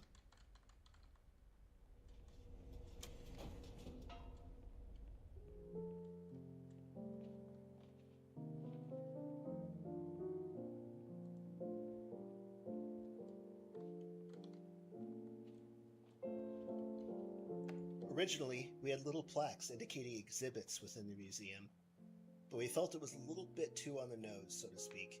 You are the main exhibit, so I imagine the players wandering around a game with an exhibit plaque hanging around their necks.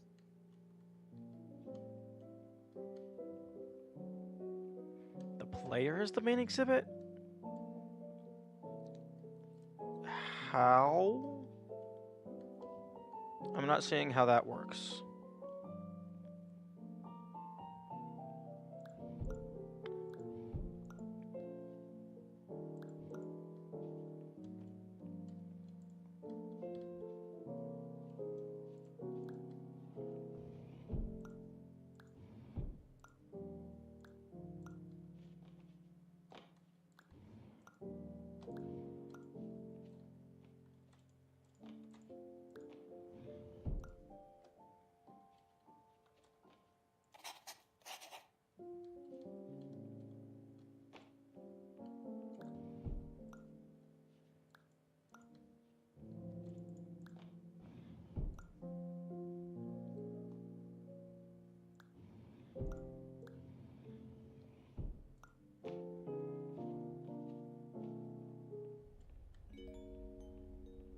Please note that a reluctance to volunteer for the risks associated with explosive mental overload implies a misunderstanding of Not all of our interesting perspective moments can be built into puzzles.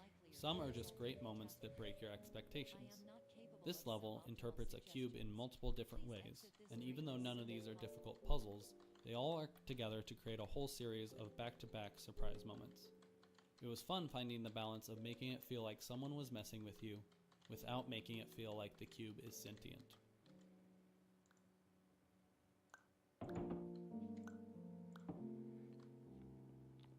Yeah, I definitely did not pick up on these more nuanced intentions, but that's just because I'm not normal. My brain doesn't work in that regard.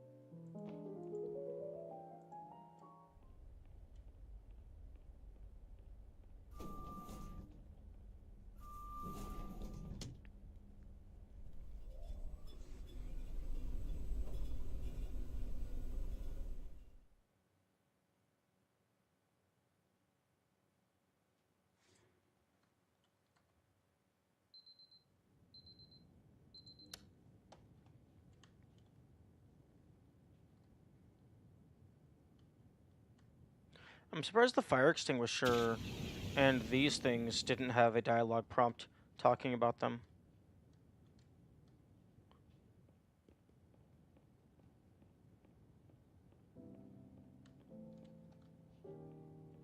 I wonder if the dialogue is only on that first one, or if it's on the first one that you enter.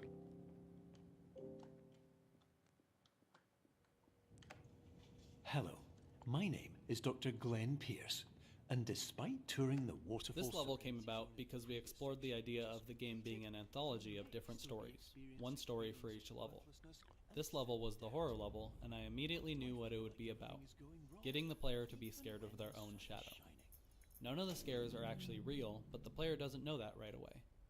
We scrapped the anthology idea, but this level worked so well that we kept it. One aspect we wanted to explore and draw from was movie scene cuts, basically how a match cut in a movie might make sense in a game. This next moment is a good example. Carefully watch the cloud in the distance. You'll see that it cuts to a new scene.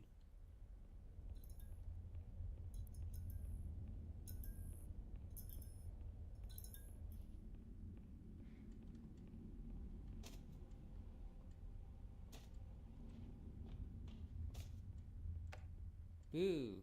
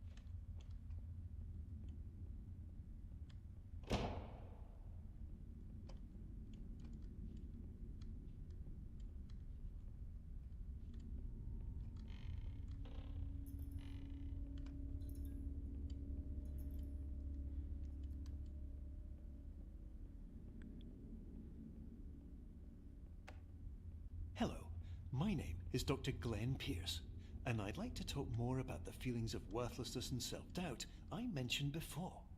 You feel this way because you want the kind of happy life you see all around you, the kind you know everyone else is enjoying. And that's exactly why we're here to help.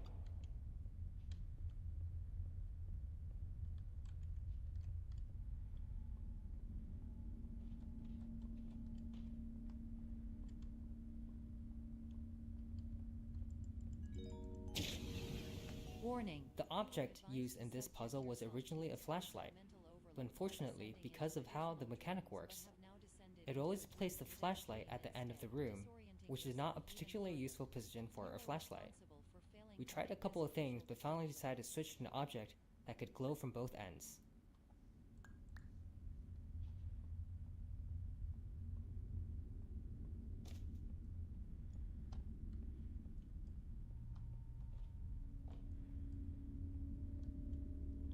Although because of how lighting works and it reflects off the walls, it kind of is glowing omnidirectionally.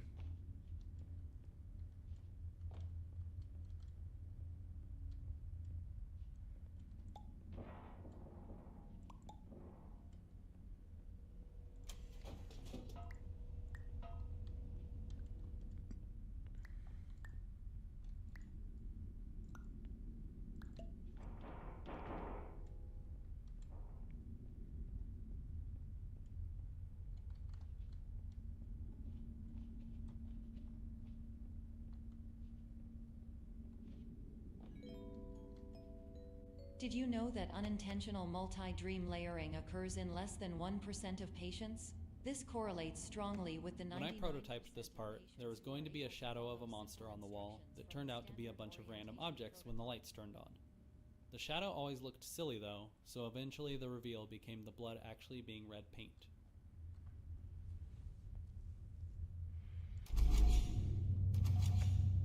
This room was one of the biggest technical challenges we had in the game. Originally, this was one huge room, but turning our dynamic lights all on abruptly killed the frame rate, so we ended up chopping the room into smaller areas so we could hide and unhide objects from the player's view once the lights turned back on. This would lessen the amount of objects getting hit by lights at the given time, thus saving on performance. Yeah, I remember Phil even tried teleporting the player to a completely new room, but that change-up was a bit too visually obvious, and we eventually realized that chopping up the room was the answer. That's very clever.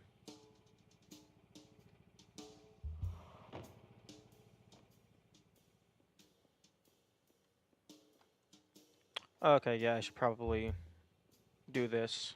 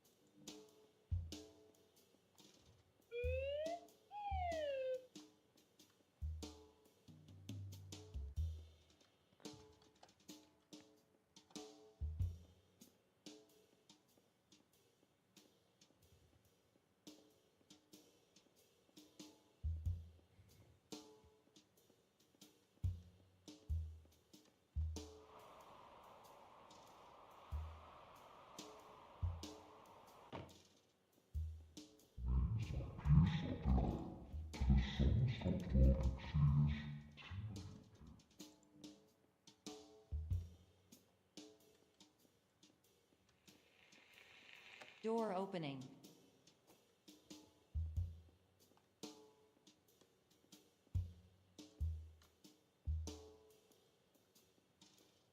Interesting.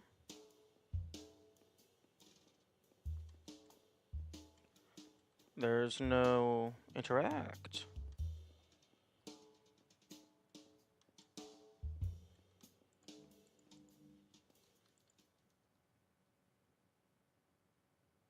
That's very surprising.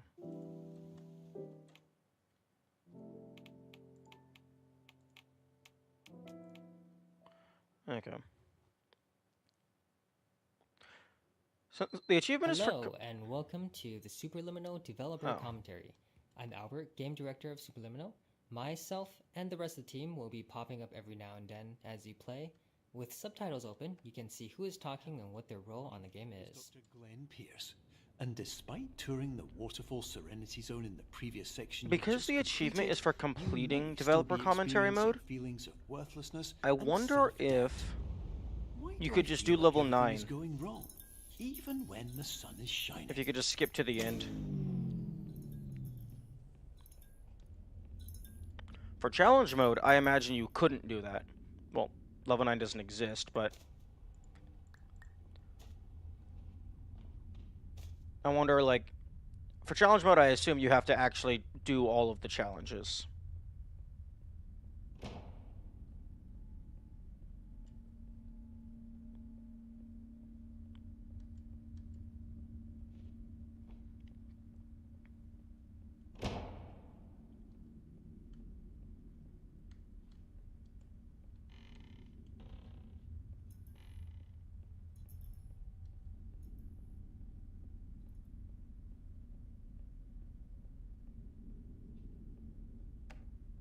Hello, my name is Dr. Glenn Pierce, and I'd like to talk more about the feelings of worthlessness and self-doubt I mentioned before. You feel this way because you want the kind of happy life you see all around you, the kind you know everyone else is enjoying. And that's exactly why we're here to help.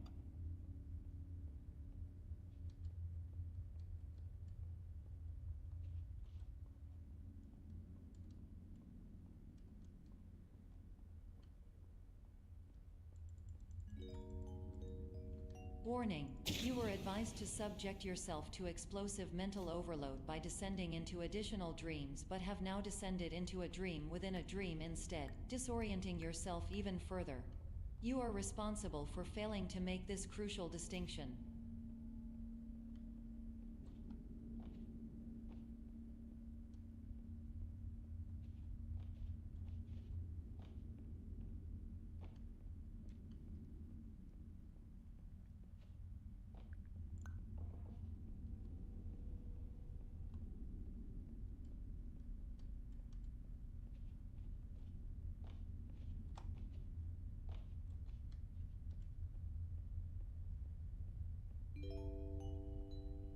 Did you know that unintentional multi-dream layering occurs in less than 1% of patients? This correlates strongly with the 99% of patients who are able to follow simple instructions from the standard orientation protocol.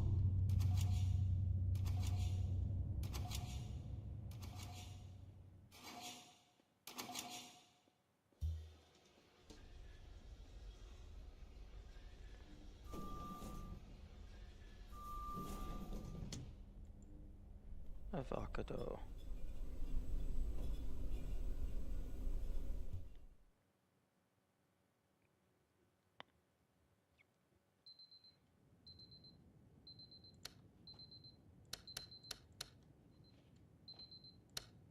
Hi, I'm Logan, and I'm level designer on Superliminal. We wanted to do a unique alarm clock for each level, but this is the only one that survived that idea. Oh. That's cool.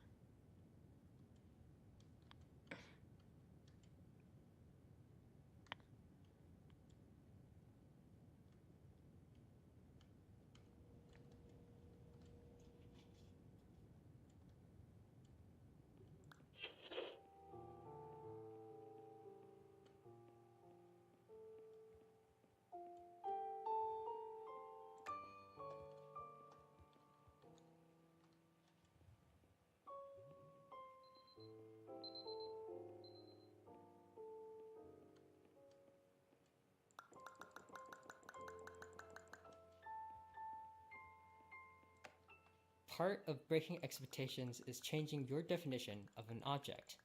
A door, which usually keeps people out, becomes a flight of stairs if it is cloned enough times.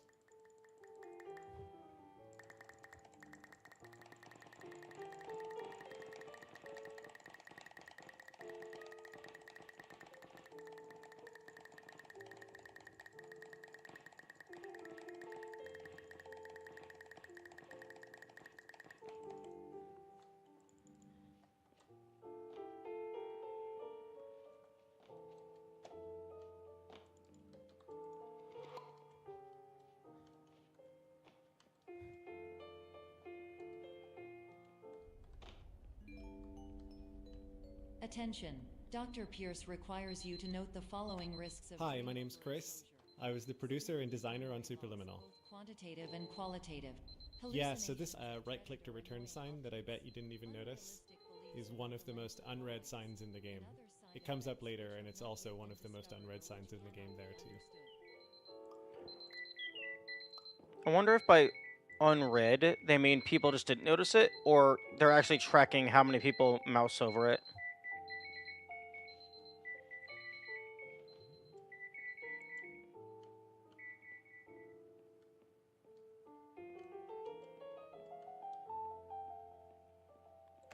Let's talk about the smiley face. Because our goal was to break people's expectations, we prototyped a lot of weird moments like these. Some of them didn't work because they felt too meta. They would actually take people out of the game experience.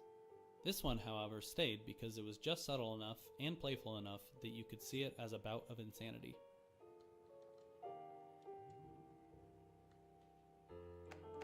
Aside from the core resizing mechanic, I think cloning the objects is one of the more immediately enjoyable mechanics that we put into the game. When we ran playtests, this one would always have people smiling.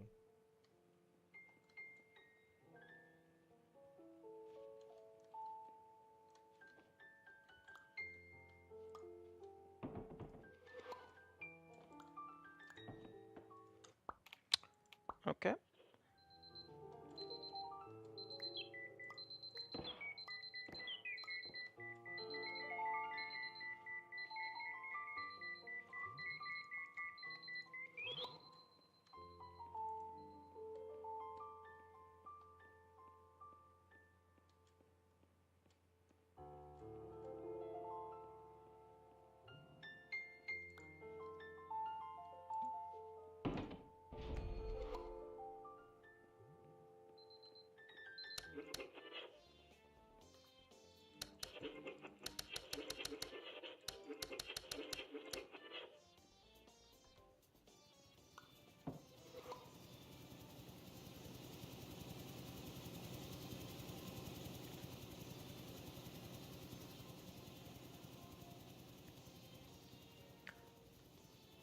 I wonder if they included the chess piece in level 8 as the perspective, the projection. I think that's what those are.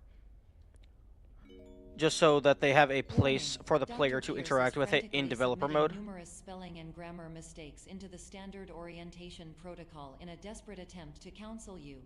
I have no subroutine to correct these errors, but I cannot compromise the integrity of the standard orientation protocol. You will not receive these messages. They would not make sense regardless.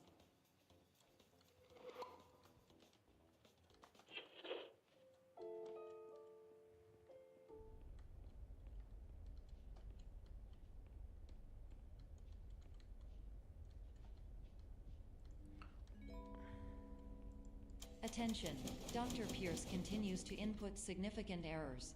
I will interpret his basic ideas. Hello. Hi, my name is Ryan, and I was the principal artist on Superliminal. Went to doctor school. VR has Players never may been notice the motif of the repeating purple hallway found throughout Clone. We wanted the player to have this feeling of, have I been here before? This seems pretty familiar. But we didn't want it to be too easy, or to be 100% unclear. So we introduced differences such as lighting, prop placement, and hallway length. That way, for most players, it was something chewing away at the back of their minds, as opposed to being blatantly obvious. Hello, name is my Pierce Dr. Glenn. To the Hi, Somnus this is Will O'Neill, and I was the writer on Superliminal. Care leader, patient years 10 development. Lots of credit here to Max Hoarth, who plays the role of Dr. Glenn Pierce, for really nailing this bizarre line in an impressively short number of takes.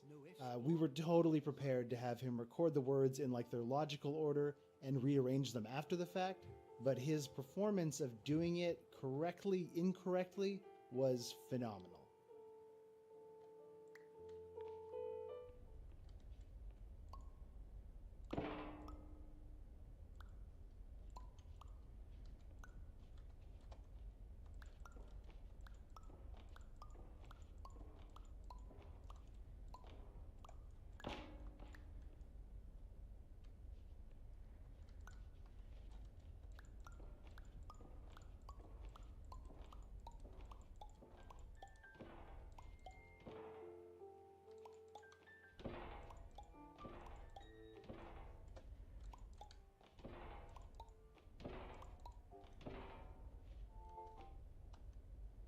I think I need multiple.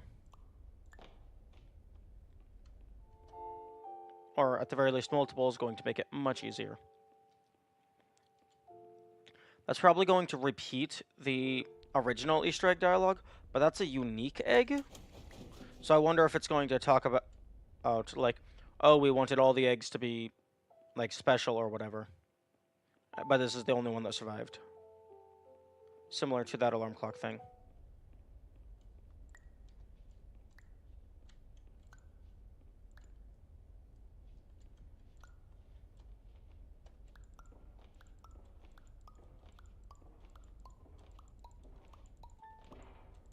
Fuck.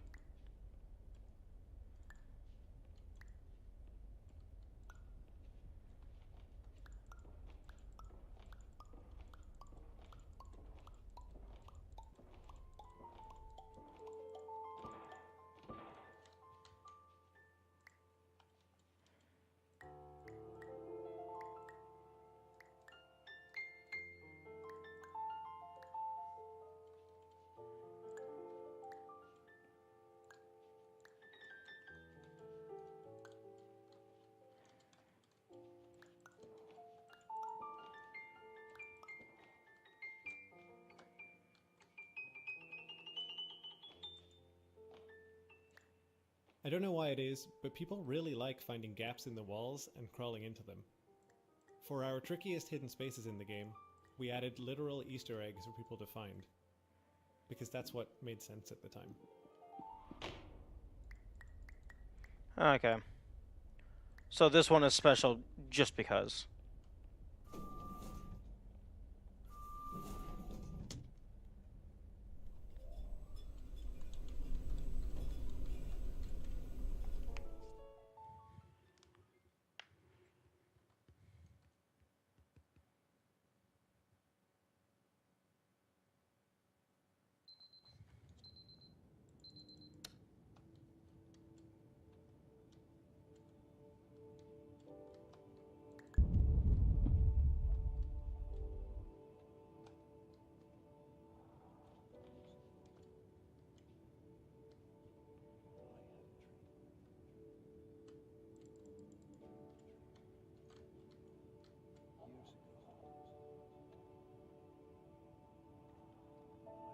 I'm checking if any of these have an interact prompt, because I don't think I actually checked that before.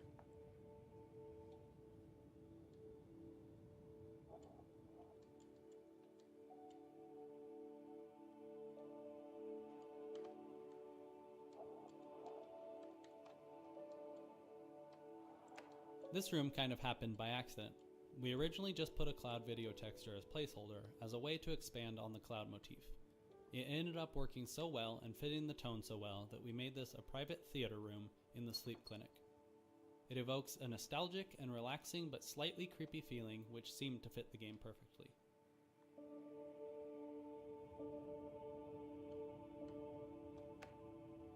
Hello, my name is Dr. Glenn Pierce.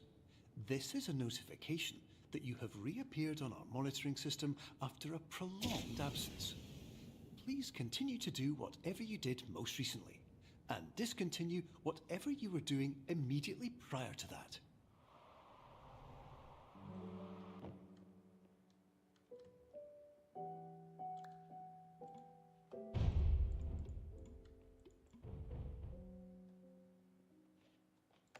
Hey, this is Matt. I did the music and sound. The sound effects that probably took the most tweaking were definitely all associated with the resizable objects. For them, I had to make a collision matrix so that the sound of you dropping a box or a cube would smoothly change from its smallest to its largest size and anywhere in between. So to achieve that, there were lots of different layers of the sounds, lots of automated pitch shifting, speeding up, slowing down, lots of crossfading between different layers of the sound, and a lot of trial and error to get it feeling right inside the game. You definitely did a good job. Ah.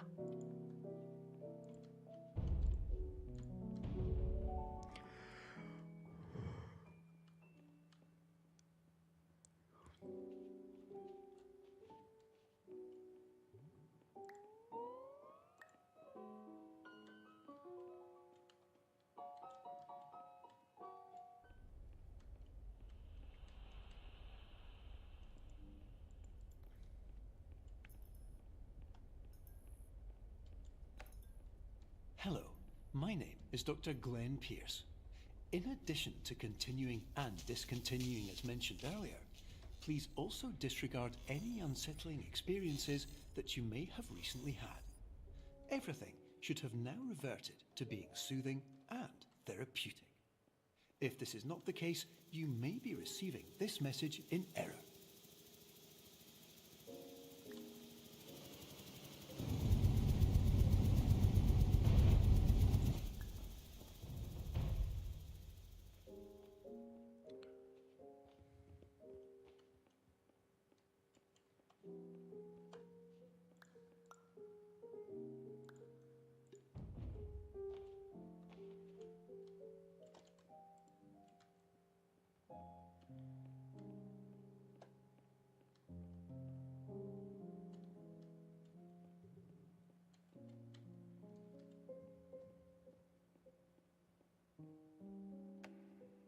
Hello, my name is Dr. Glenn Pierce, and I'd like to This read puzzle existed for a long time, but it took a while to figure out what the art was going to be because the bouncy castle used to just be a weird L-shaped block.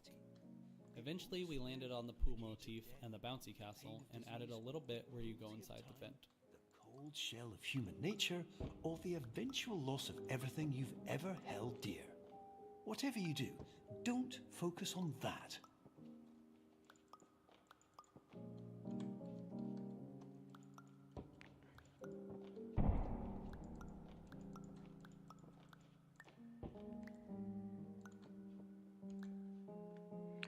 Yeah, maybe instead of trying to do happy happies, I just go up here and then make it massive.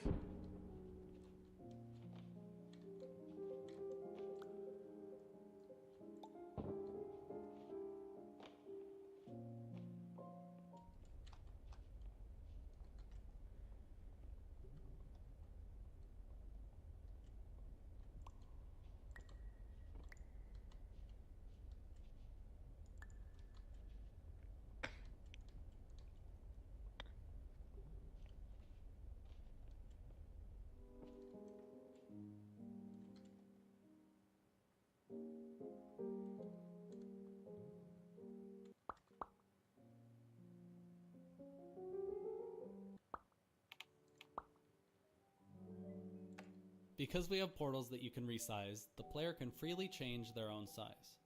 This actually created a design problem because you could never predict what size the player was supposed to be. And if we dynamically changed the size of the geometry later on in the level, things could break really easily. So instead, we added these portals, like this doorway over here, which changes size in order to resize you back to the normal scale of a human. Hello, my name is Dr. Glenn Pierce. Changing the player size through portals has a couple of weird side effects when it comes to programming. You have the obvious ones, such as needing to change the player collider, movement speed, jump height, and mantling distance. You have a couple of less obscure ones, such as needing to change the camera's far and near clip planes, so geometry is less likely to clip through your camera as you get smaller. Oh. Another interesting one we'll talk about later. Secrets. Another weird thing about player resizing is that gravity is actually constant across all sizes. So imagine you're in the perspective of an ant, and a giant shoe is coming down from the sky to step on you. That shoe in your mind might take a couple seconds, but in real life, it would be instant. Whatever size you are, large objects traveling through space should feel like they are moving slowly. So when we change the player size, we're actually also adjusting gravity in order to compensate for this as well. This is physically incorrect, but this feels better for the player.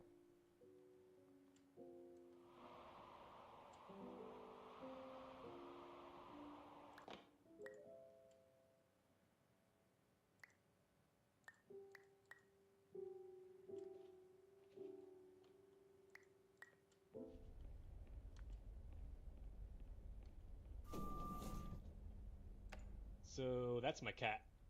His name is Finn, and he's a good boy. And we only had a day or two left before finishing the game, and we needed to figure out what kind of posters to put in our elevators. So I decided to have a little bit of fun with it, and this is by far my favorite, of course. The Cardboard Lovers Association also makes a nice little nod to the cardboard dollhouse.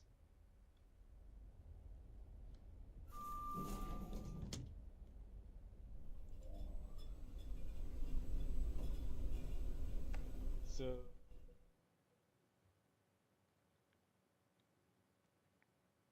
Oh, I should have looked at the duplicating poker chip. The emergency exit protocol is the shortest lived character in the game, but my heart really goes out to him. Because just like a triangle player in an orchestra, he has precisely one job and he waits patiently for his moment to do it, only of course to have it snatched away just as that moment arrives. I think many people can identify with this feeling. Error analysis complete. You are exhibiting signs consistent with an increase in fear, hopelessness, and frustration. This is inconceivable, as somnasculpt therapy is proven to correlate with a decrease in these emotions. Hypothesis: patient was improperly oriented. Conclusion: impossible. Reformulating. Improved hypothesis: patient requires additional somnasculpt therapy. Conclusion: emergency exit protocol cannot proceed. Emergency exit protocol has been emergency destroyed. Instruction: continue with somnasculpt therapy indefinitely on an independent basis, as all orientation resources have been exhausted. This concludes your standard orientation protocol. Goodbye.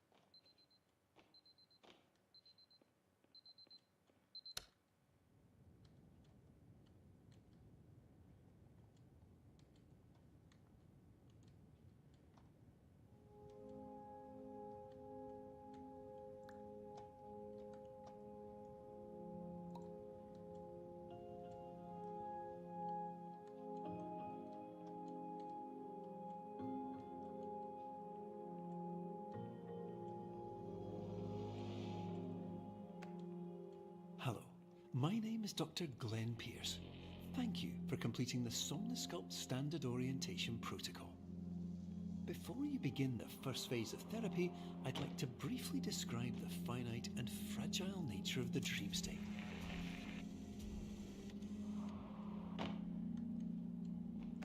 We had all these surprise moments prototyped, and so I wondered what it would feel like if we had a whole level of surprise moments.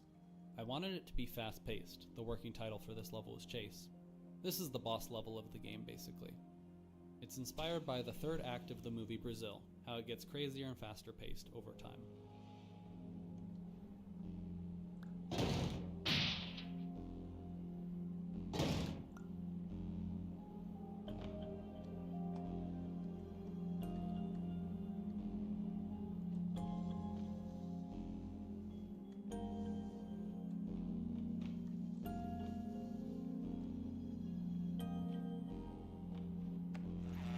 Of course, nothing is more challenging than the difficulty of changing perspective, of fundamentally altering your perceptions in a way that will enable you to face dire, trial-by-fire scenarios with solutions that could not be found otherwise.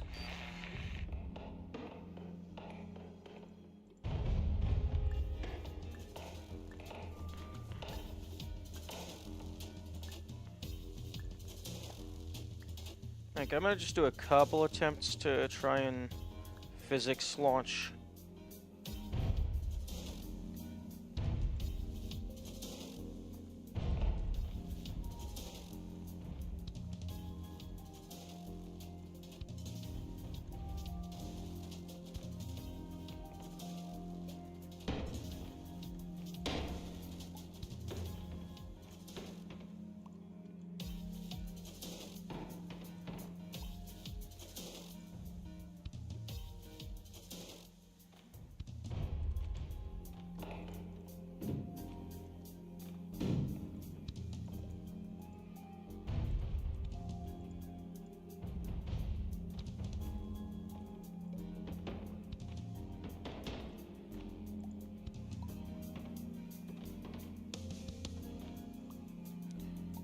Because I'm curious if there's any dialogue for that cube that duplicates and just comes towards you.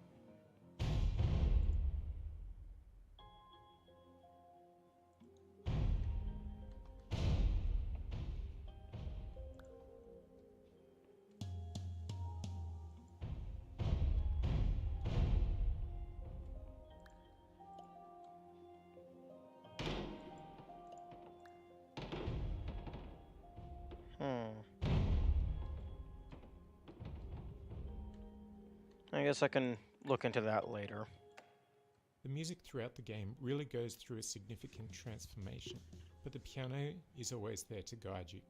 Even as the music becomes darker and more electronic, it always has the melody, or at least a really significant role to play. It changes as you progress through the game. I switched to different types of piano, starting out with a piano Bill Evans famously recorded on. Later, switching to a more modern sounding instrument. I double it with prepared piano sounds sometimes, I use felt piano, and gradually more reverbs and delays as the game evolves. But at the heart of each piece is the piano.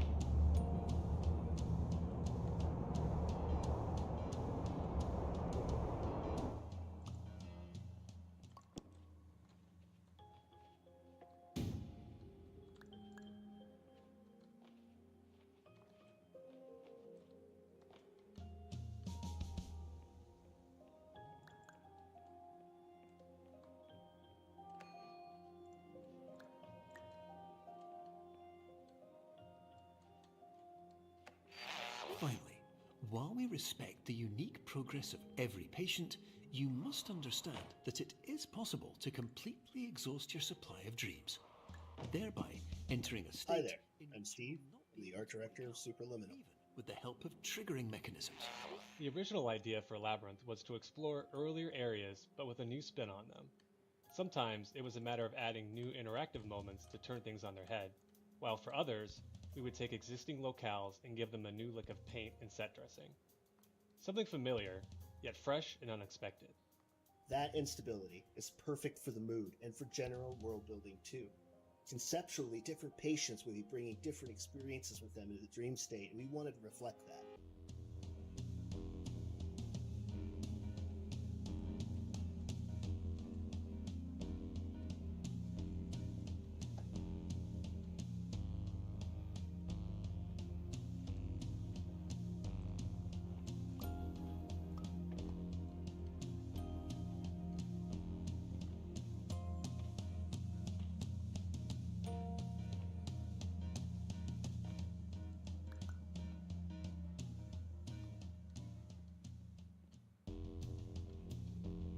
Oh, this is like a little preview of the art theming of what's coming up.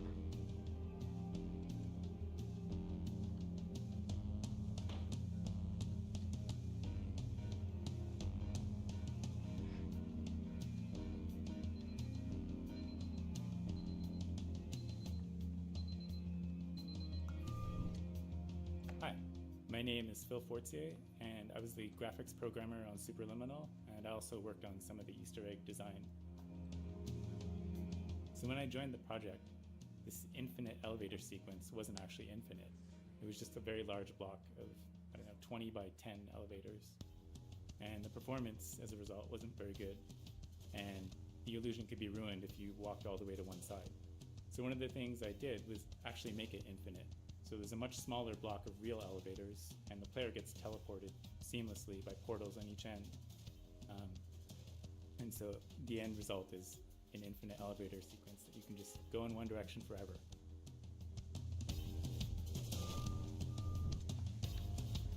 Not so seamless if you turn around.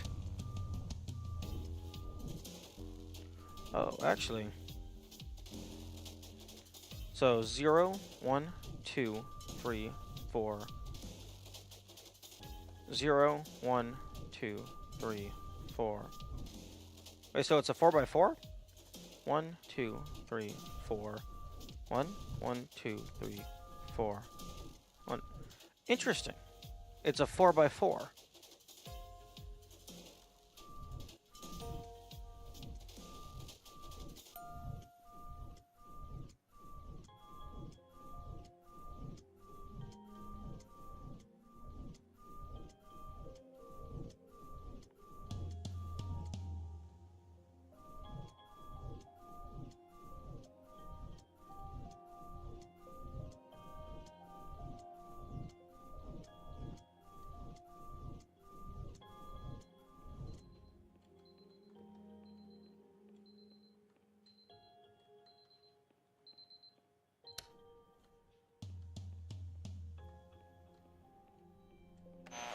Please listen carefully for the sound of an alarm clock, which will automatically play if you are approaching a destabilizing dream weight.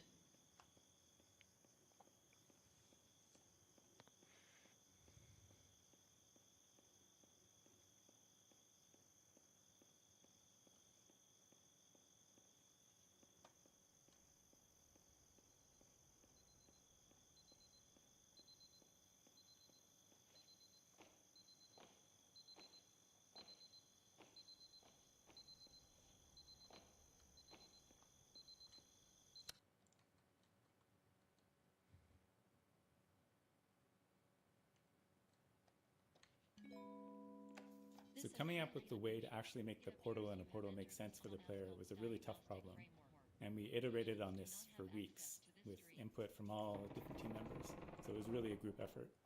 But it was important to get it right because this is one of the pivotal moments in the game.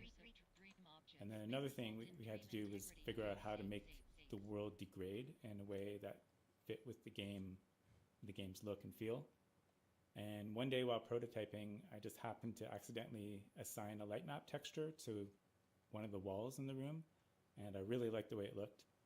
Light map textures are textures generated by the engine offline to help with realistic lighting. So anyway, we ended up using this. So when the world degrades, the shafts of light breaking through the walls into the rooms, and that effect is actually driven by a light map texture from one of the other levels.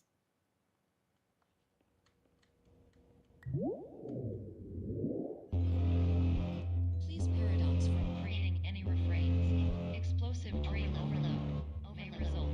Please paradox overload.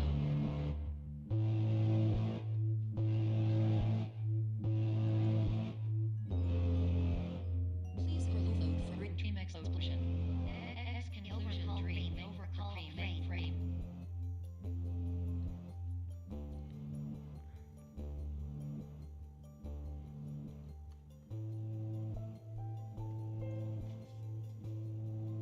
I wonder if that's on a timer or if it's actually based on how fast you look at all of the objects. I imagine it's a timer, but you can look at things to speed it up. This spatio-temporal moment of wonder is brought to you by the very long but invisible rectangular portals tucked behind these empty windows, looking out into other parts of the level you may soon travel to.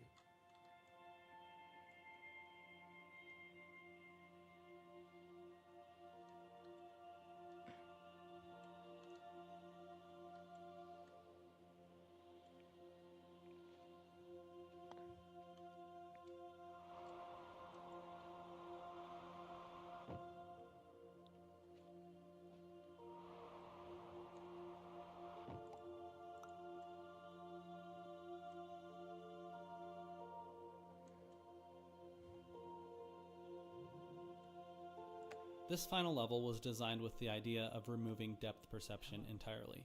All the visuals are flattened. And many years ago, I had a dream.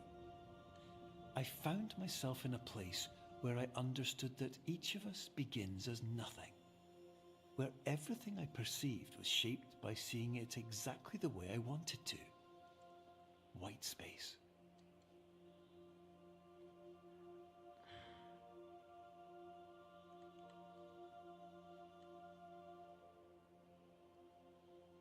I mean, I guess.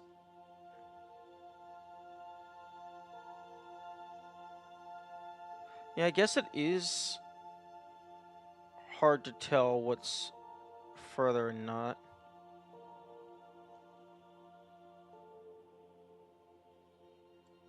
But I mean, the shadows still exist, so it's hard for my brain to not make assumptions about what is preemptively expected.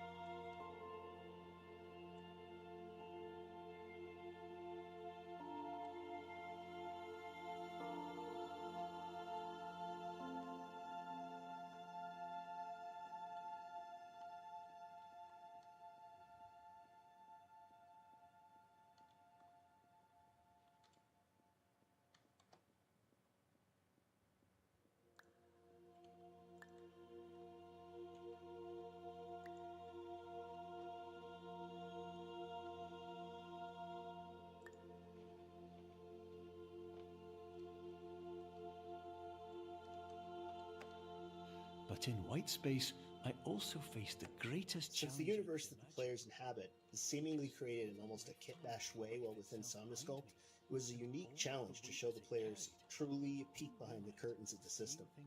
A blank canvas, a scratch document, an empty sticky note with some notes, little things creatively interspersed throughout. I think I derived some of the inspiration for what happens when you're playing a VR game and suddenly the game crashes to a totally white space. That feeling of disorientation, even though you understand the world around you is an illusion.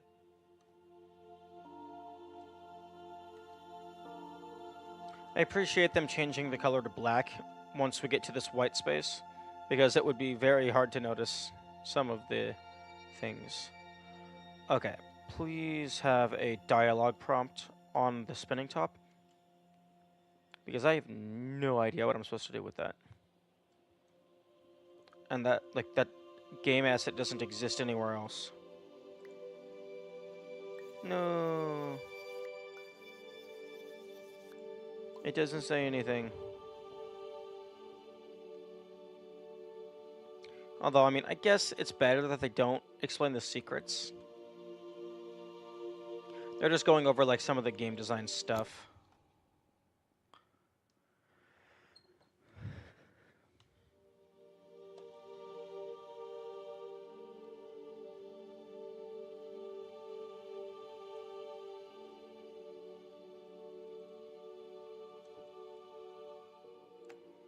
Negative space is another concept related to changing expectations and changing your perceptions of an object. This puzzle works really well because the solution is obvious in retrospect, but it takes people a couple of seconds in order to figure out. We actually had to add the looping hallway because without it, people would run out of things to do and immediately start rubbing their bodies against the walls and come to the solution almost immediately.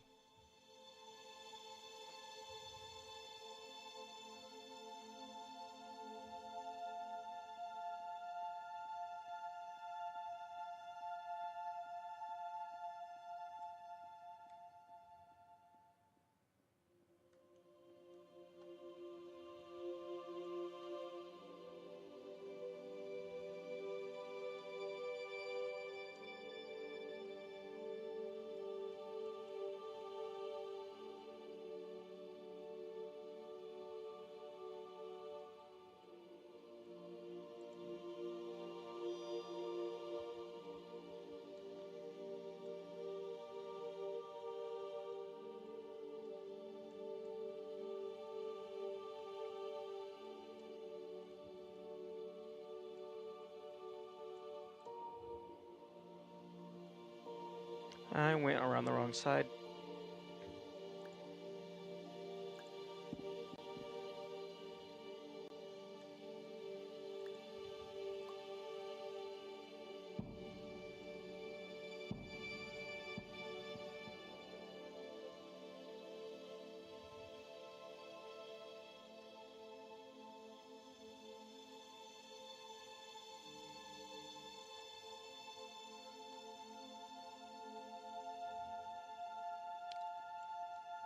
Okay, let's see if that window is open in the normal version of the level. Although I suppose this isn't actually normal. Oh man, I cannot tell from that distance. You're well beyond dreaming now, and further out than anyone has ever come back from. But we hope that you won't get discouraged. After all, if this is a place of pure perspective, isn't it also a place where a different point of view could make anything possible? Isn't that why you came here? Okay, I'm gonna try to get back up to that perspective chess piece in case they left that one there so it could be an interactable so they could have a place to talk about chess pieces. Although, actually, I need to go and get the other chess pieces so I can climb. But first, Ryan has something to say, probably.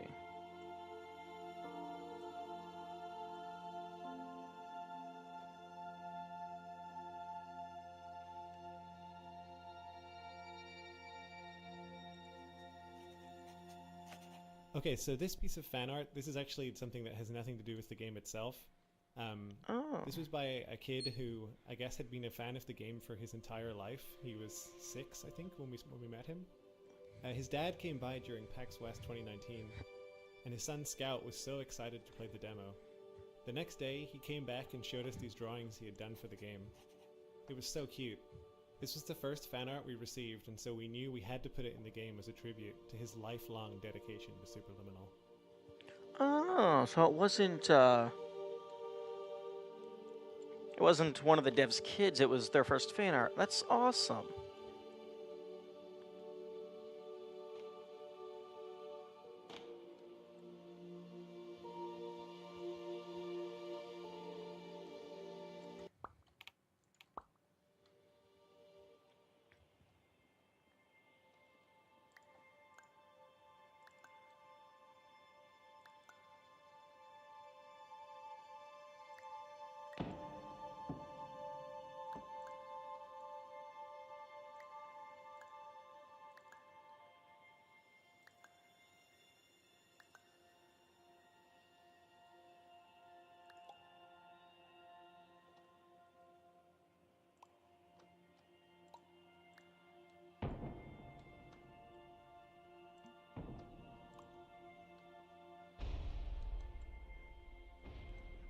This will make my job easier. Just throw them both over the wall. I'll grab them when I get there.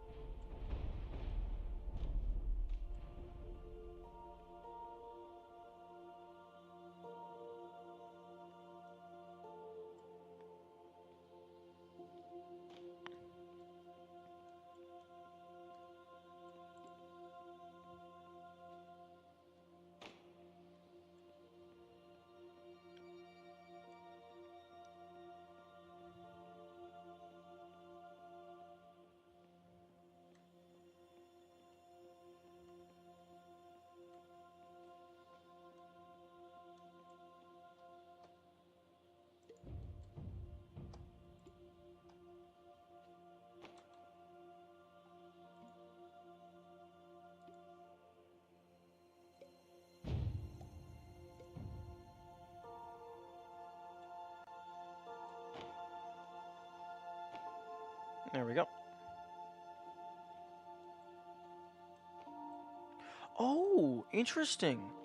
The red splotch actually disappears after you get the chess piece.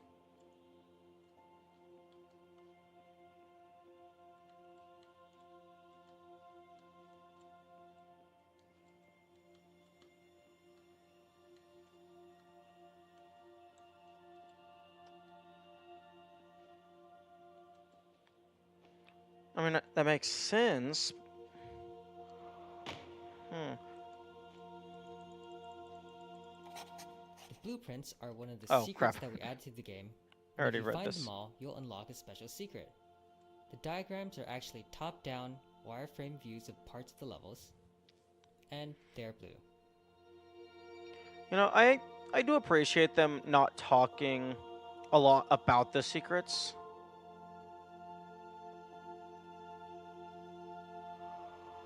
Let's see if I can first try. Nope. I do appreciate them not talking about the secrets, to not give away the stuff.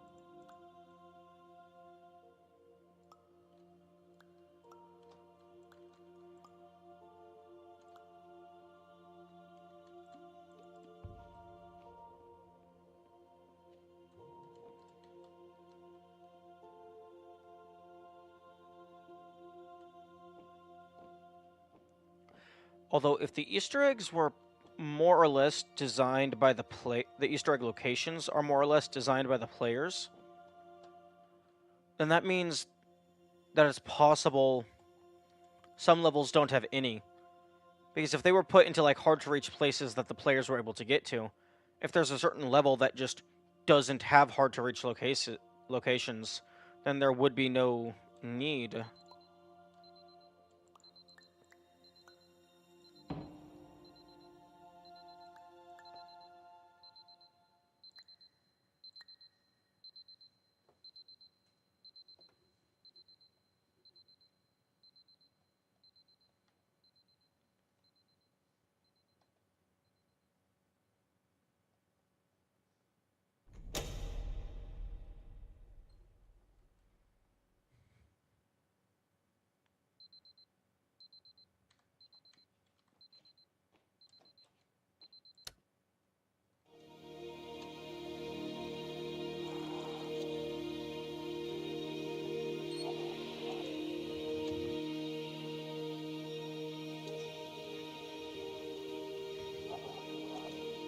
Hello, my name is Dr. Glenn Pierce, and by now you may have realized that all of this has happened exactly the way it was supposed to.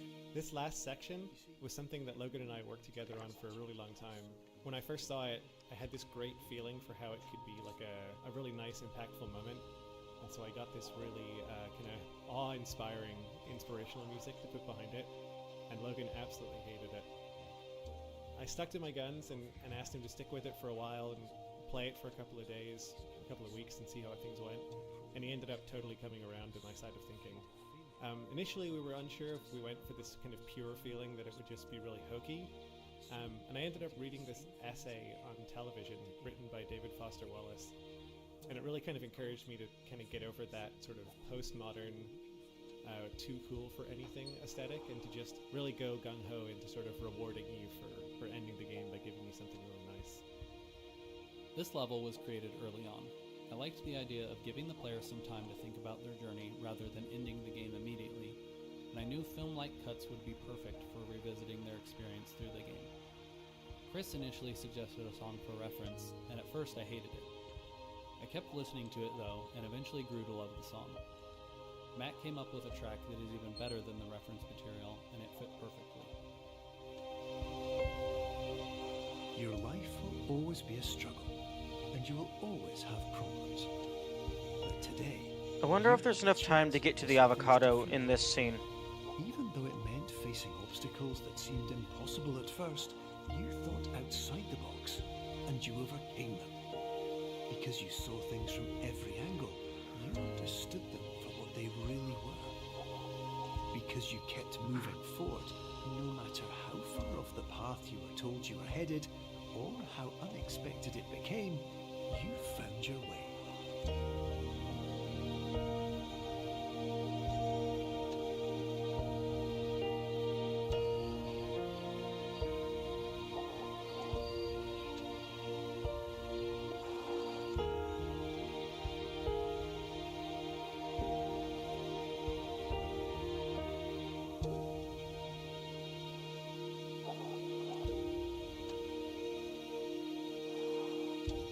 In a few minutes, you'll be back in the real world, and some part of you will say that none of this was real. So how could it have really meant anything? But just like the power of perspective itself, it will have been as real as you believed it to be. All you've got to do is wake up. There we go.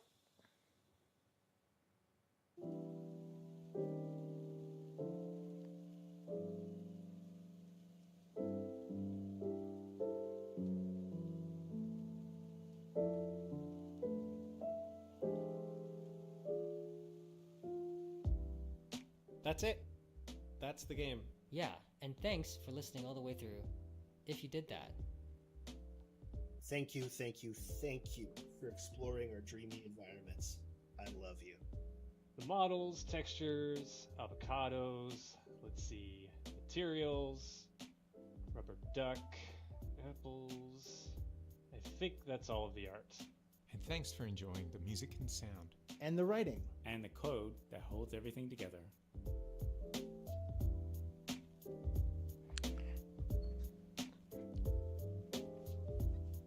Don't worry, I'm not done enjoying it. I've still got stuff to find. Are we going to talk about the design goal of this level? Please, do. The goal was to show you who made the game. Thank you.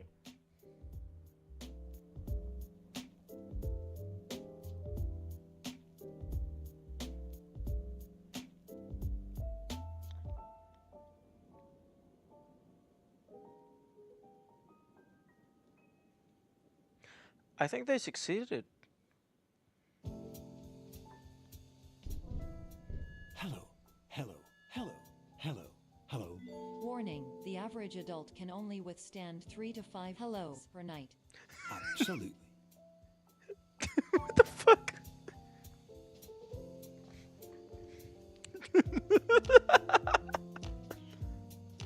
Hello, hello, hello, hello. Dr. Glenn Pierce, this is clearly intentional. Why do I feel like everything is going wrong? Noted, Dr. Pierce.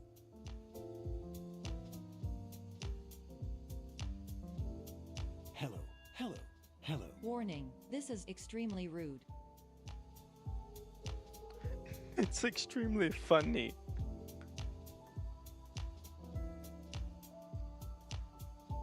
Hello, my name is. Insignificant.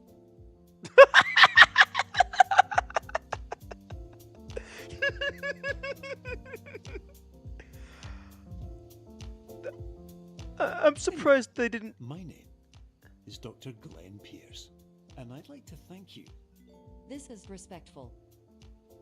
because you saw things from every angle. You found your way. Congratulations. Congratulations. You're now headed in the right direction. All you've got to do is wake up. I'm surprised none of the dialogue talked about the top tier comedy of this game.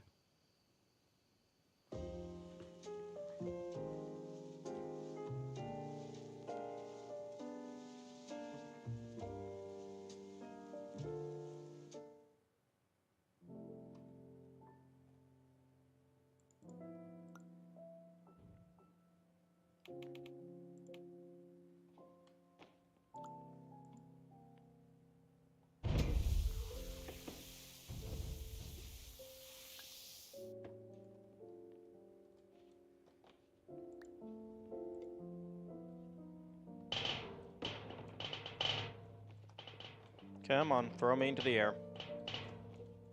I want to see if there's a ceiling here.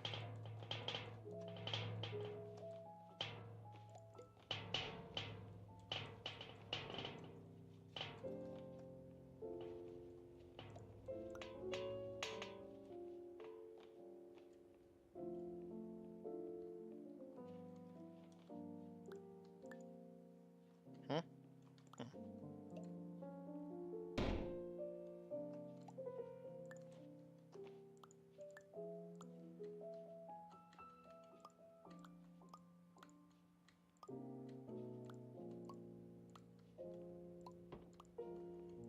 Huh? Oh, I can bring it wherever I want. So long as I don't place it... Huh? So long as I don't place it on the ground in this room. Interesting.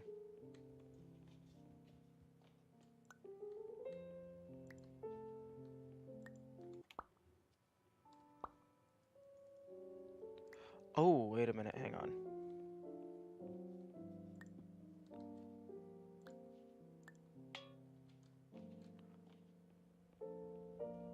Okay, that's how you can reset their position.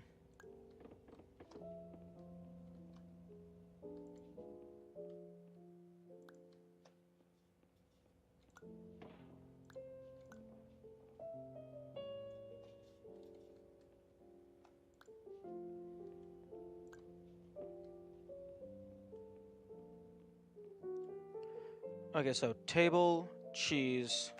Hello, my name is Dr. Glenn Pierce. Hello, hello, hello, hello, hello, hello. My name. Okay, restart. Select level. 1, 2, 3, 4, 5, 6, 7 constellations. So, chair. Soda. So 1, 2, 3, 4, 5, 6. And I think the radio was the 7th.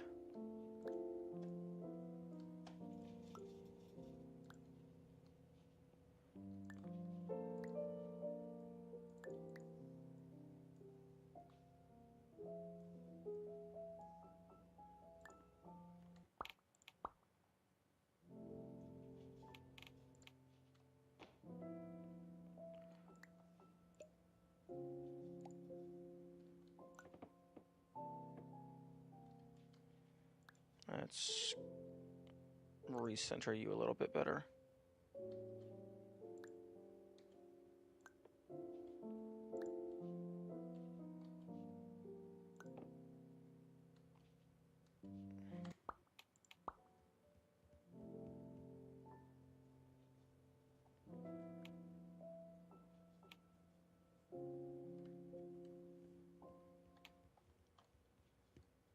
Okay. Let's browse to screenshot.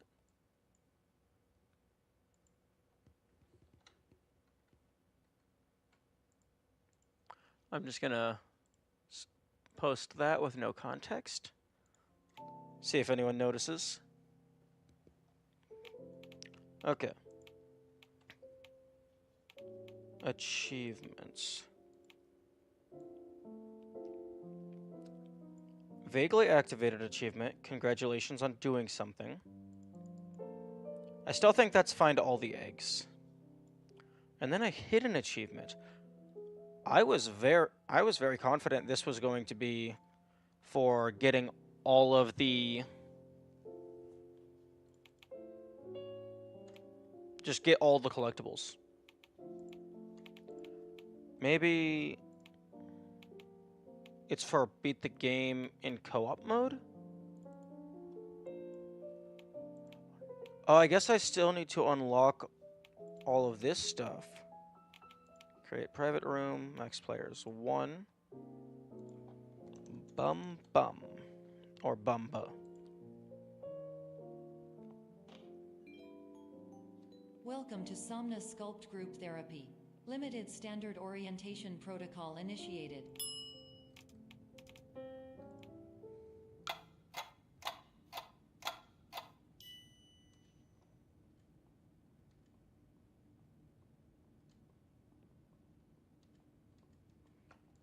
Maybe the hidden achievement is Terms of service accepted.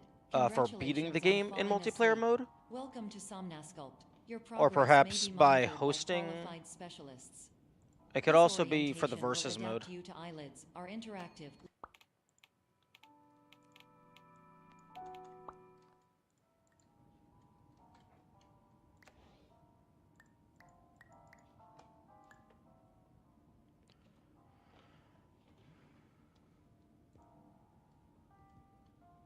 Yeah, I guess things I can try is playing the parts of the game that I haven't touched, which definitely includes the multiplayer.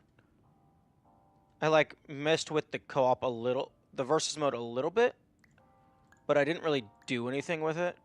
I didn't do like a full run through. I also haven't actually played with anyone.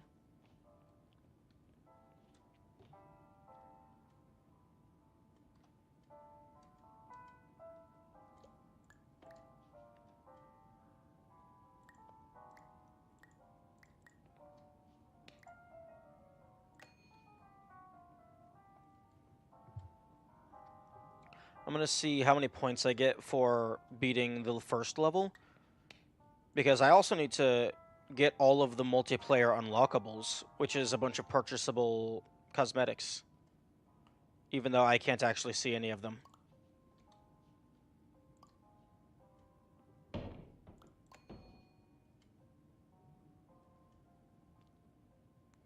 I wonder which level is the shortest. Level 4 probably has the least variance in its time, because there's not really any puzzles, so it's just walk from start to finish.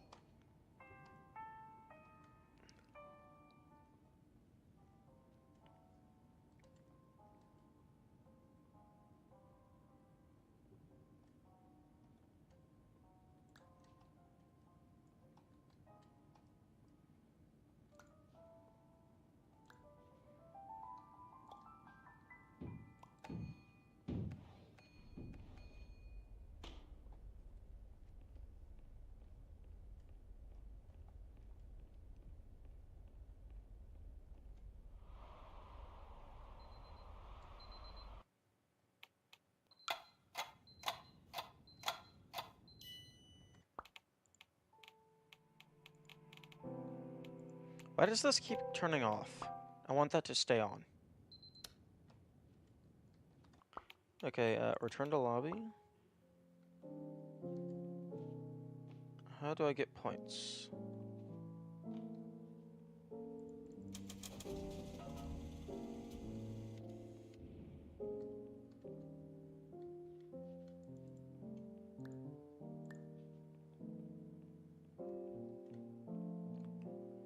Switch cosmetics here.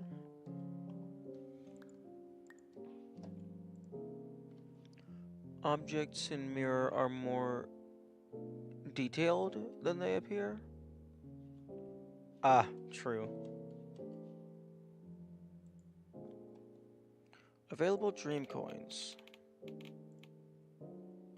Wake up.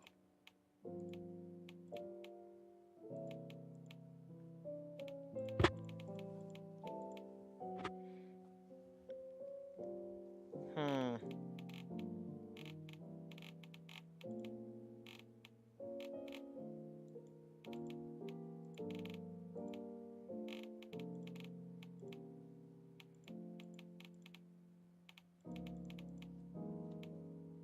Okay, so standard body and then shiny body.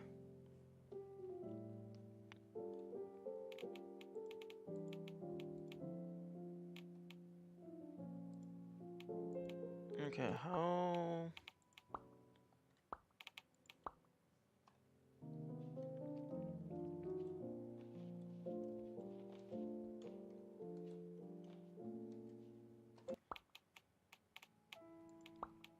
How do I get the points then? Play through games online. Okay. So I play through this in order to get dream coins.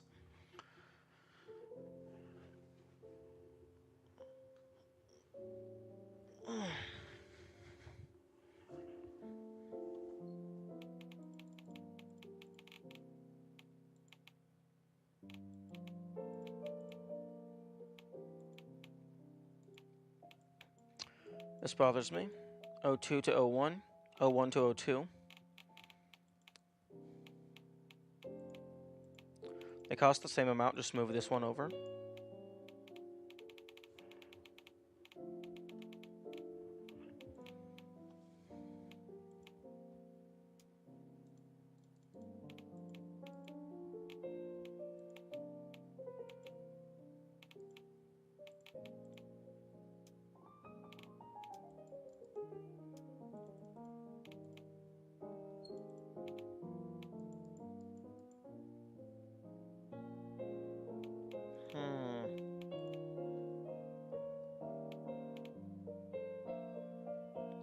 Okay, so it looks like it's just multiplayer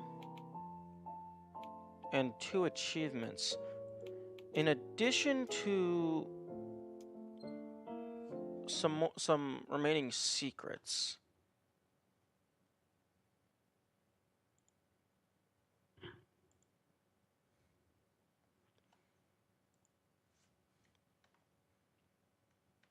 There's eggs.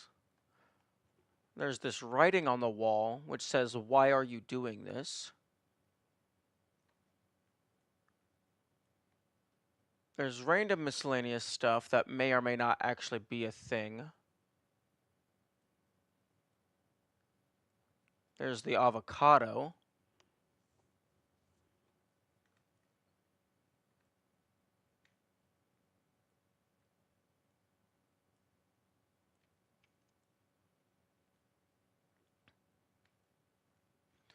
Which I'm fairly certain the avocado is a thing. Like, there's a big old sound effect when it pops open. That seems pretty important.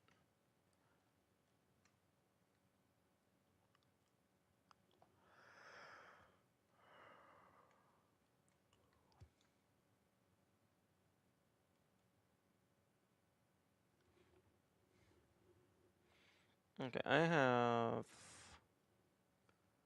a little less than an hour remaining. So, okay, which levels have I already found eggs in? I found an egg in level 2, level 3, level 5. I have not found an egg in level 6. Level 7 has 2 eggs, and then level 8 has an egg. So level 1, 4, and 6, I have not found an egg in.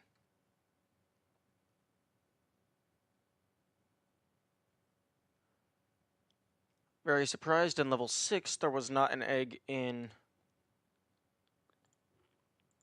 behind the window.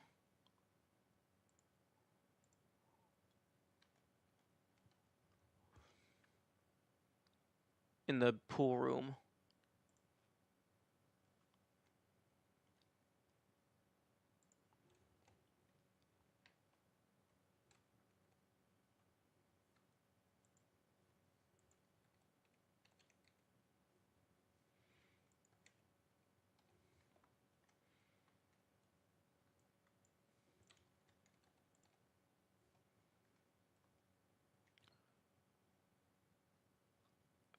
I haven't found an egg in level 4. But let's look at level 1.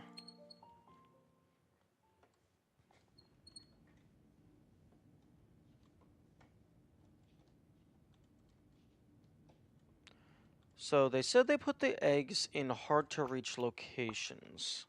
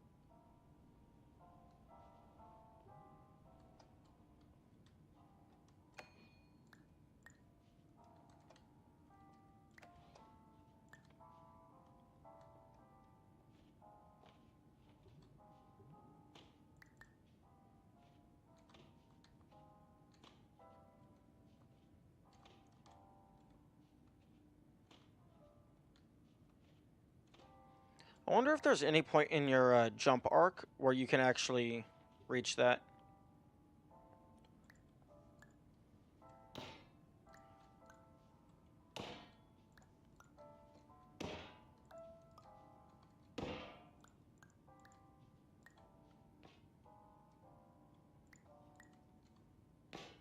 Hmm.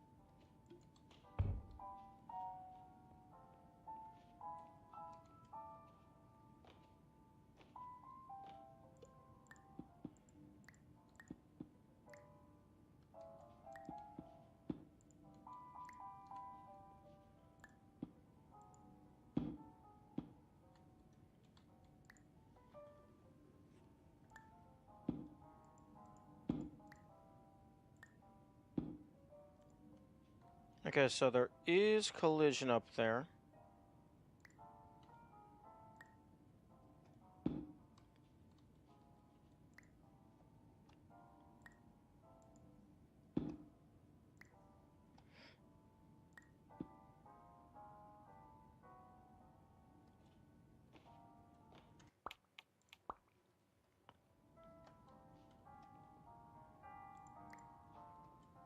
So if I get a physics launch here and hold forward.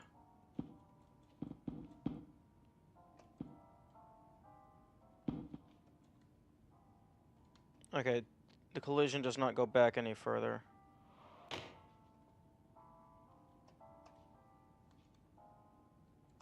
Okay, I don't know where the cheese went. Oh? Oh, right, that's just what that door looks like from the back.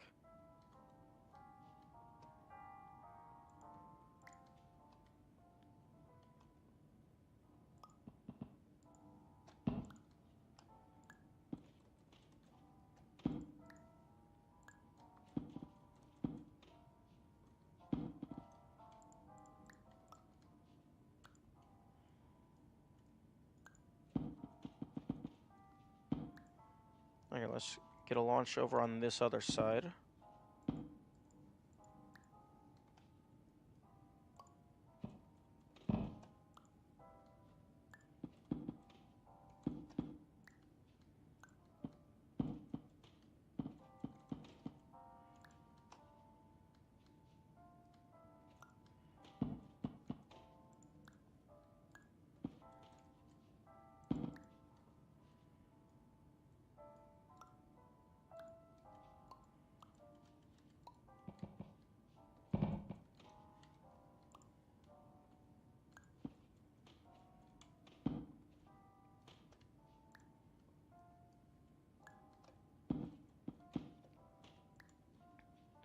Come on.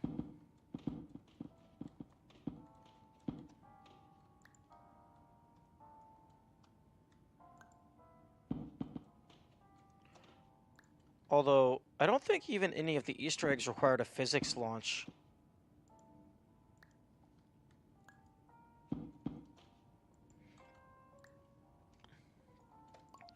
It was just out of the way places that were a little difficult to get to.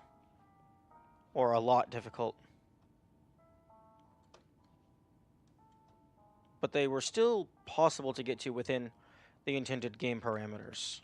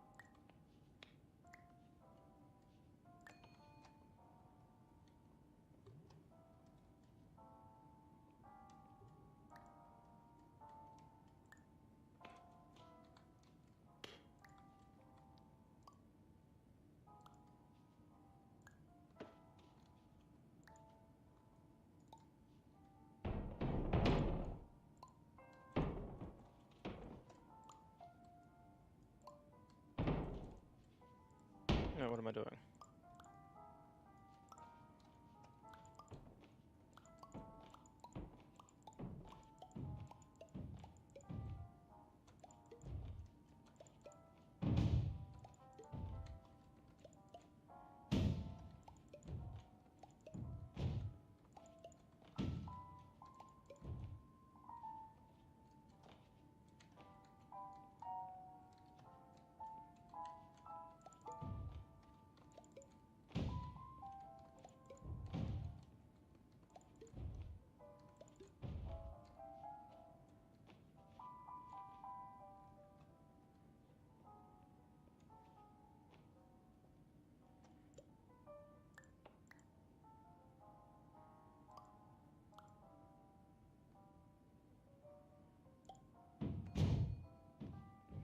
This would have been a good spot to put an egg.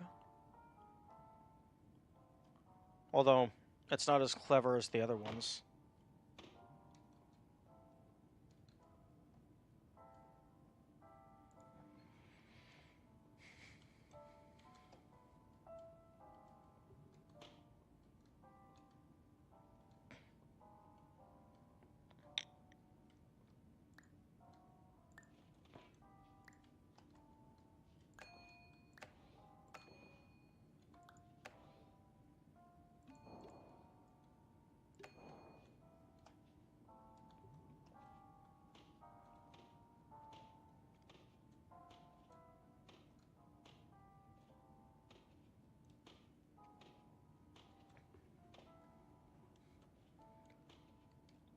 Actually, I think that might just be a texture.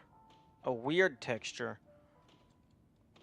I don't think it actually goes inward. I don't think there's any depth.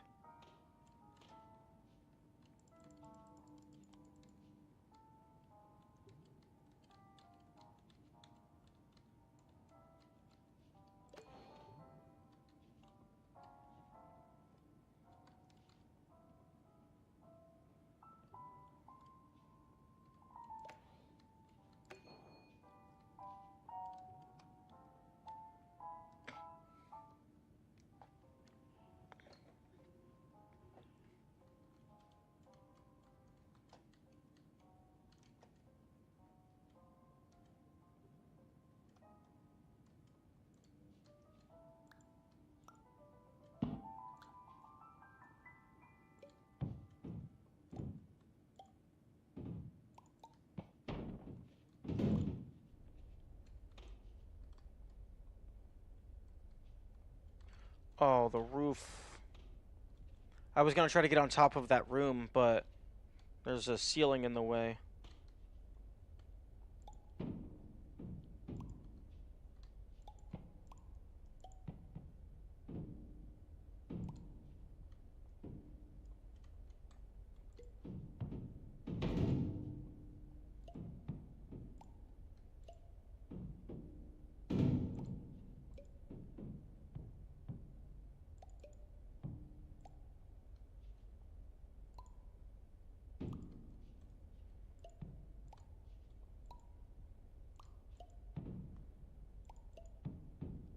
Come on.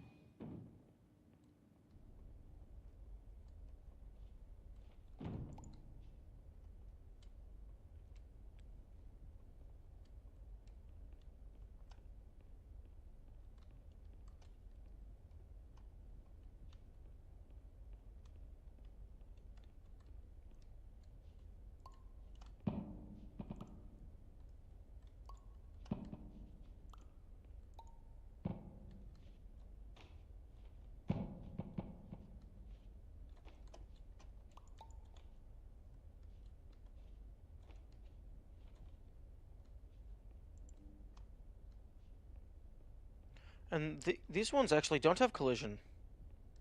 Most of the time these lines have collision. Or rather, I guess, ropes holding things up.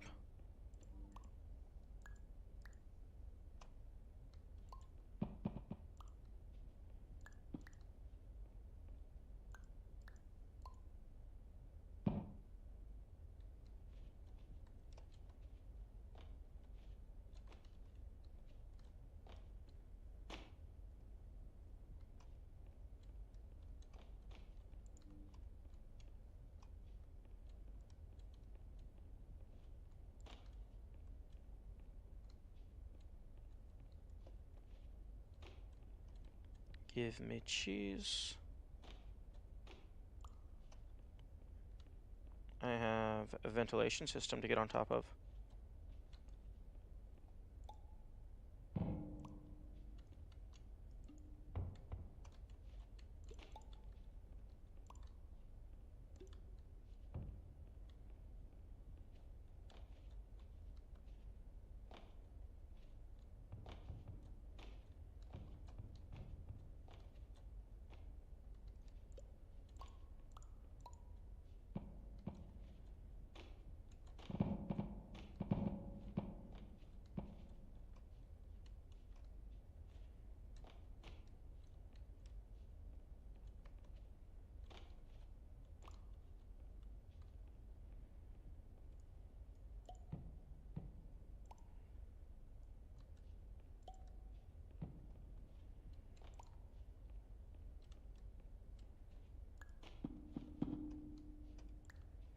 This is going to be a lot more awkward using this cheese's base orientation.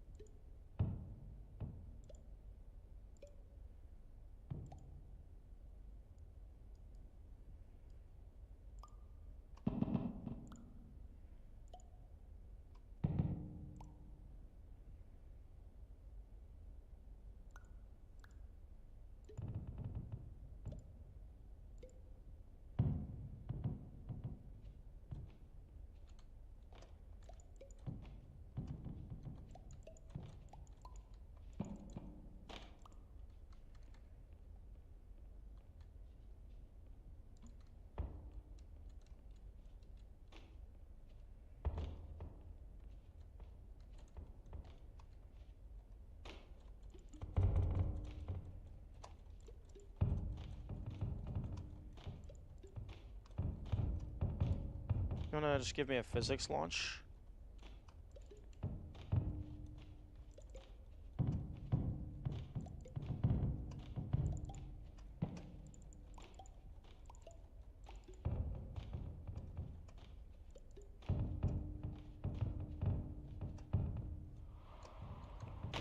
Oh, I think I saw a thing.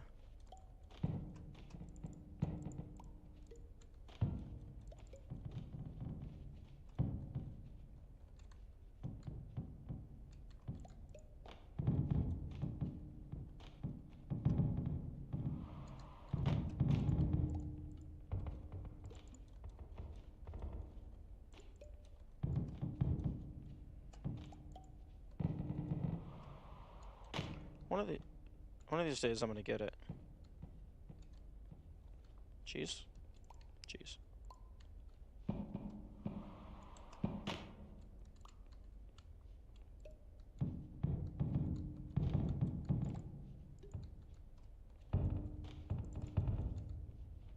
Mm. Oh. There's nothing up here? Nothing?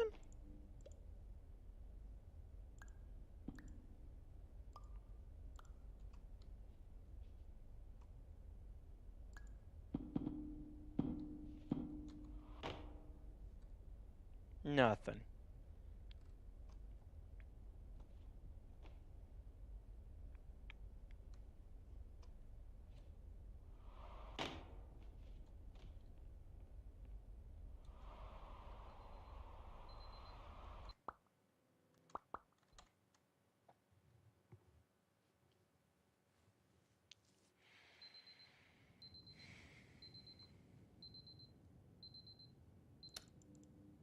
Hmm.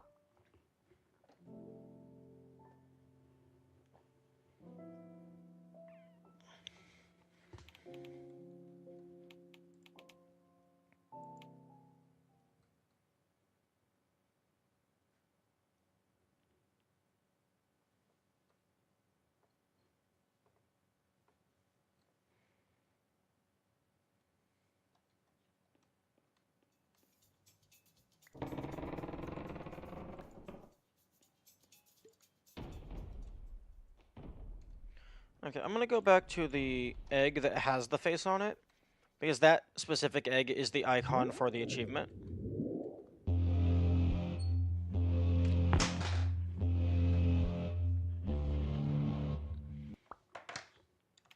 I'm going to go use the restroom while this is running.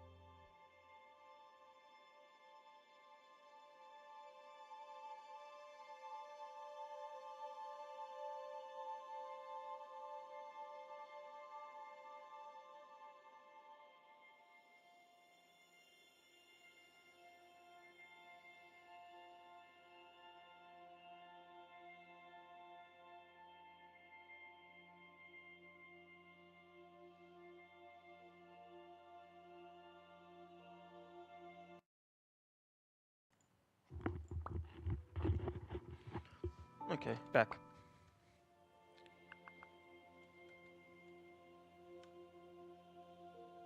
Now, the interesting thing is, one of the hidden achievements, I still haven't, like, I am out of ideas outside of maybe the avocado thing.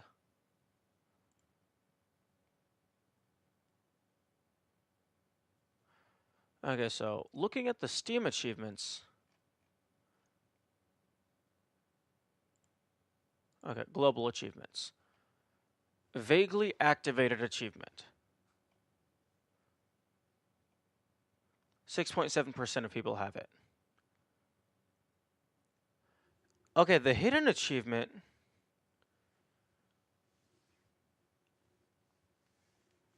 is actually not the rarest achievement. Excluding the Steam Workshop achievements, the speedrun 30-minute, and then all fire alarms, and then all fire extinguishers.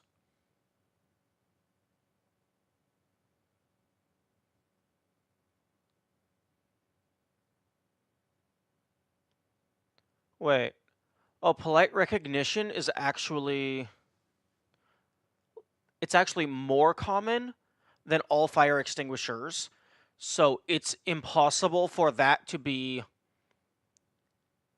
get all items to unlock. I'm guessing that's get all constellations, because those are the title screen stuffs.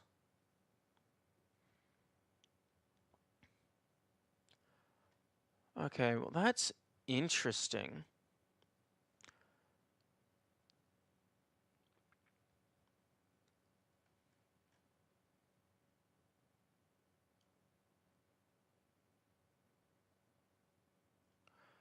Okay, so vaguely activated achievement is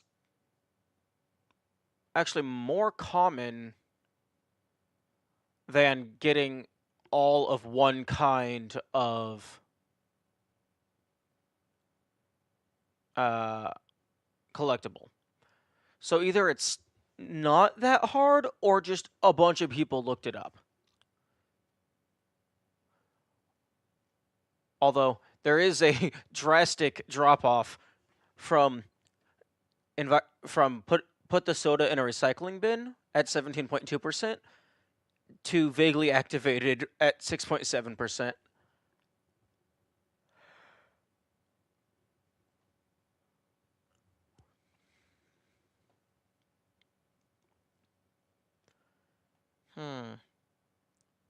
And whatever the hidden achievement is,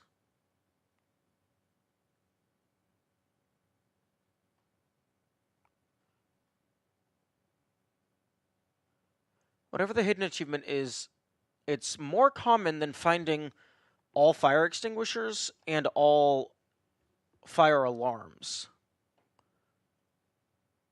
So it can't be terribly hidden. Excuse me. It could possibly be find all Easter eggs, because even if they're more well hidden than the like alarms and stuff, there's a lot fewer of them.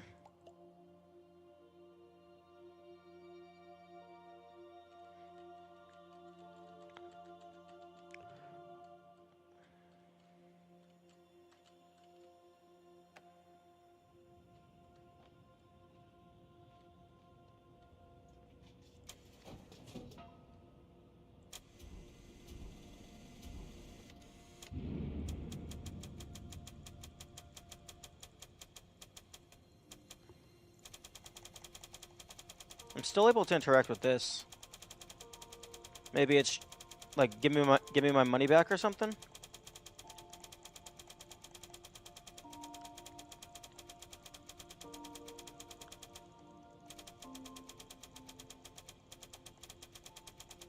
It would probably have activated by now.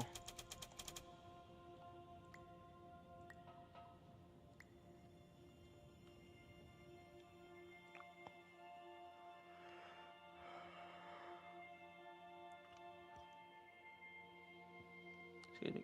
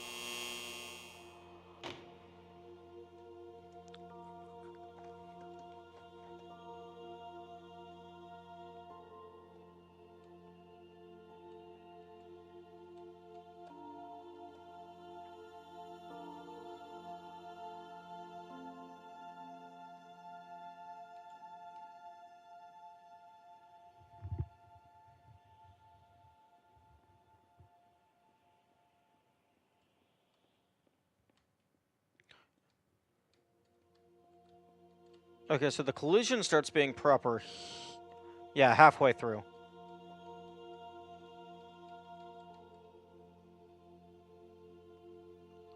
That's funny.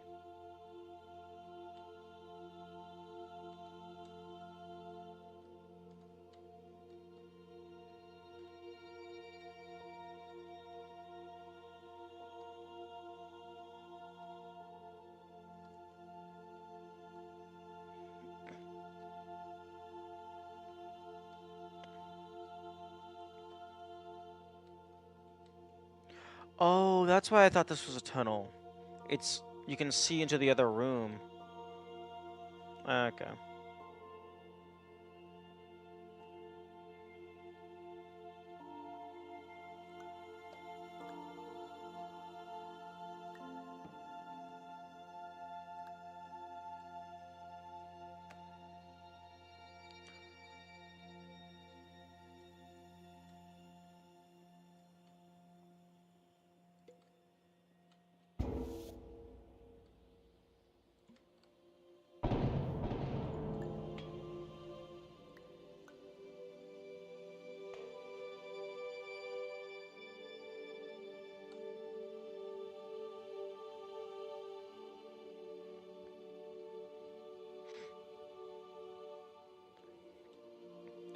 The spinning top and the avocado pit, I think, are the...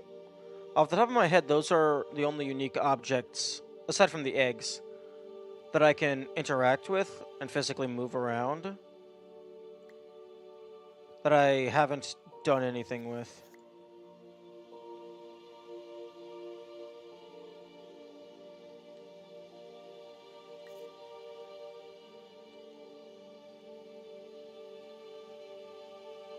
Interesting, I can actually drop that in there.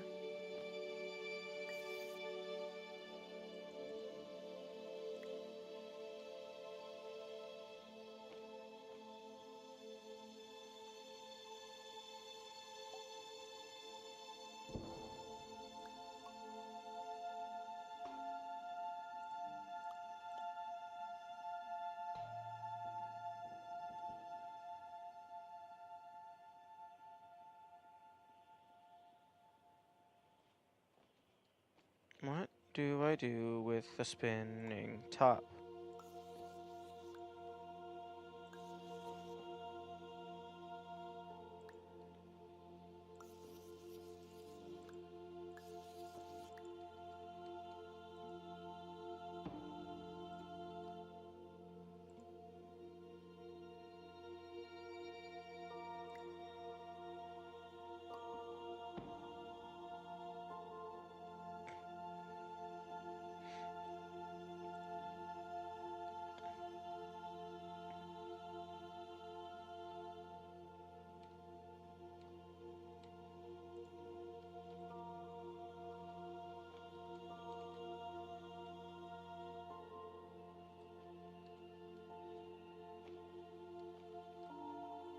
I mean, unless that's intended to just be miscellaneous junk floating in the void.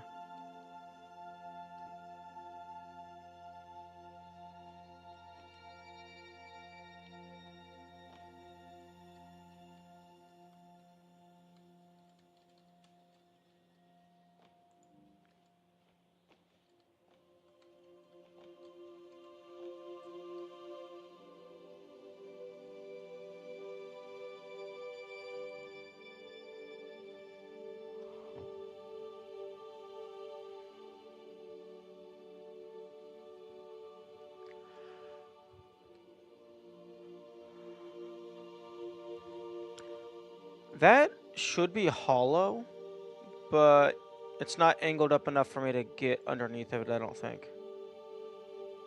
And there's no way for me to shrink myself.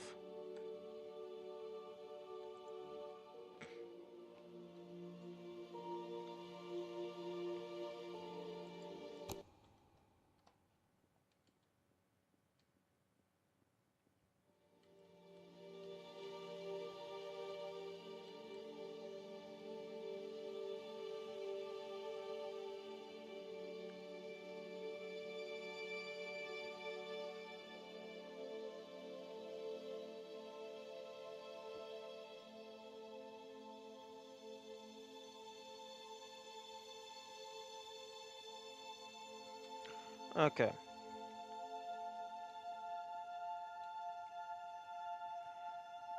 Egg.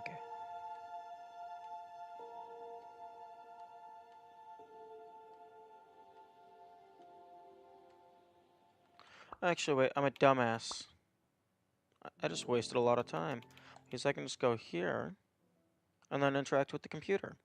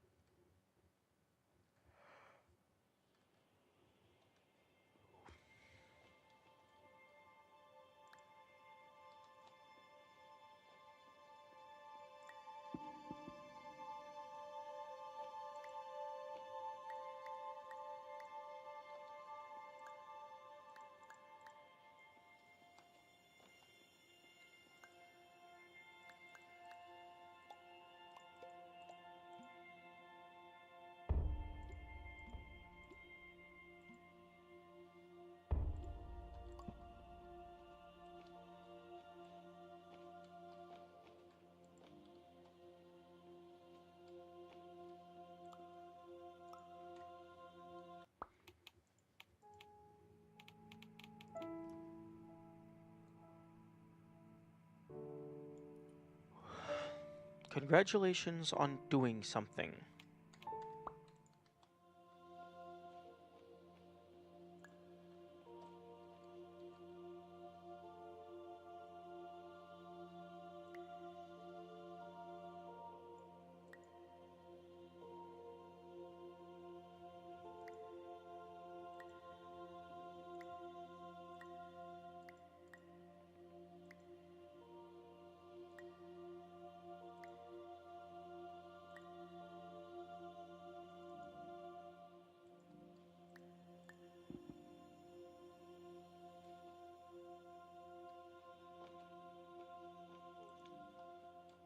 I am so very lost as to what I'm supposed to do with this.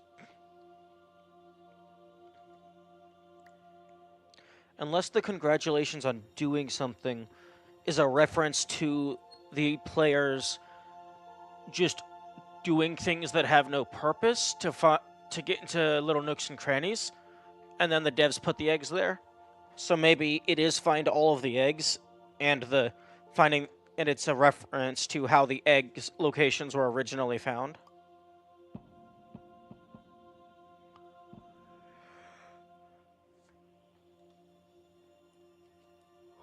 But then there's also the letters.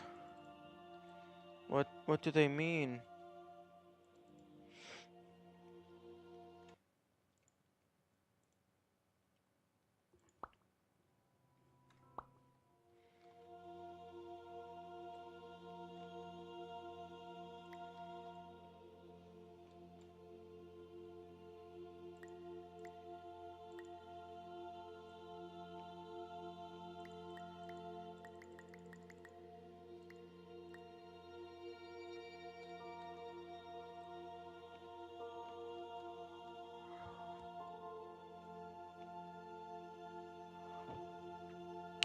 Maybe the letters are something to do with the... Maybe the letters are linked to the egg? Because you get up here and then it immediately shows you a letter, but also if you look down here, the egg is plainly visible, and immediately above the egg is an L.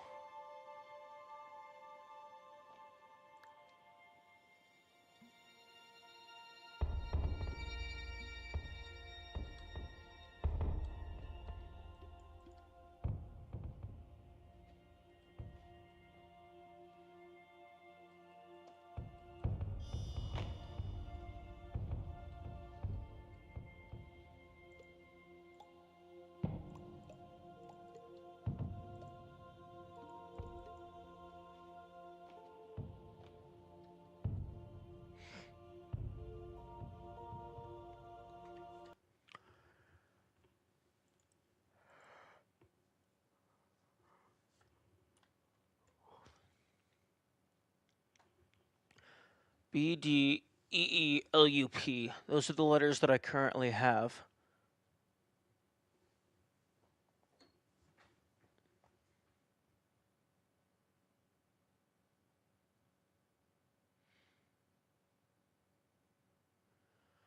Now, that doesn't mean that there aren't more letters. Those are just the ones that I currently am aware of.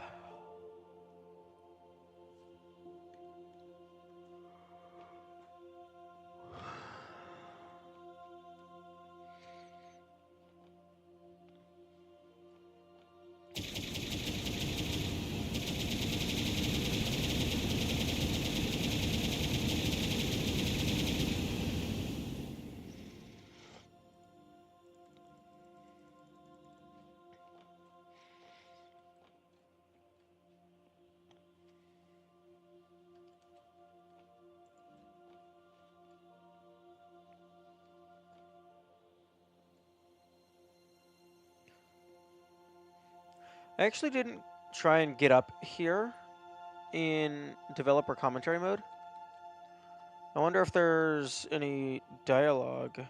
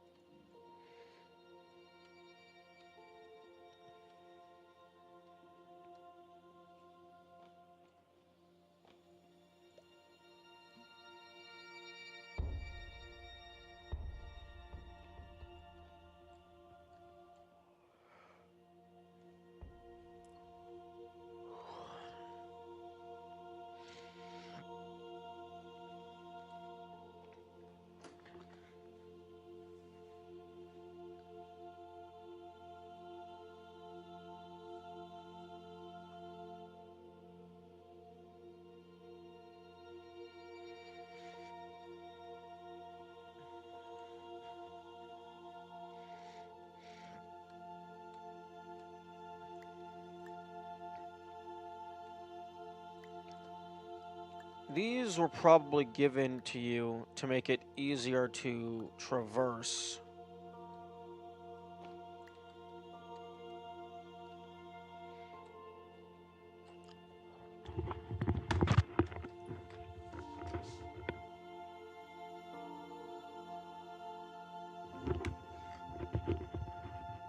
Sorry about that, just got some dust in my eye. Oh yeah, these are also going to be more annoying to use because they don't auto-align to...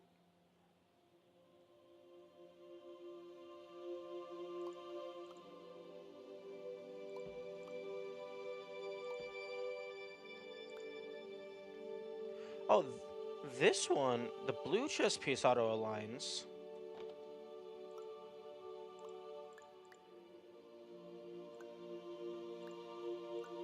The pawn does not. That's very interesting.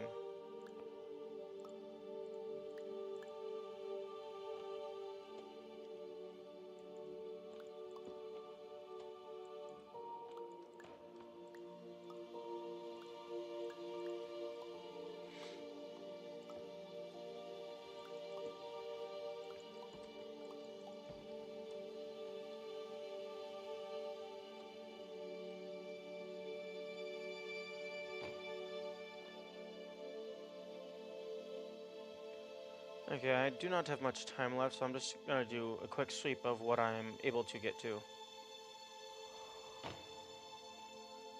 Which is going to be nothing because I just fell down like a dumbass.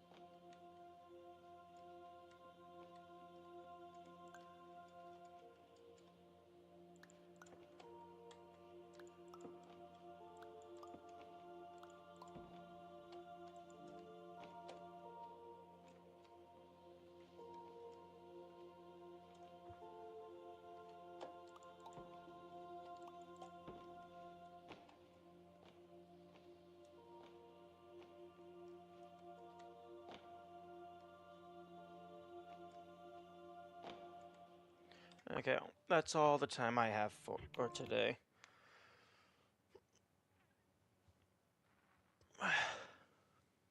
Thank you all for anyone who watched, and farewell.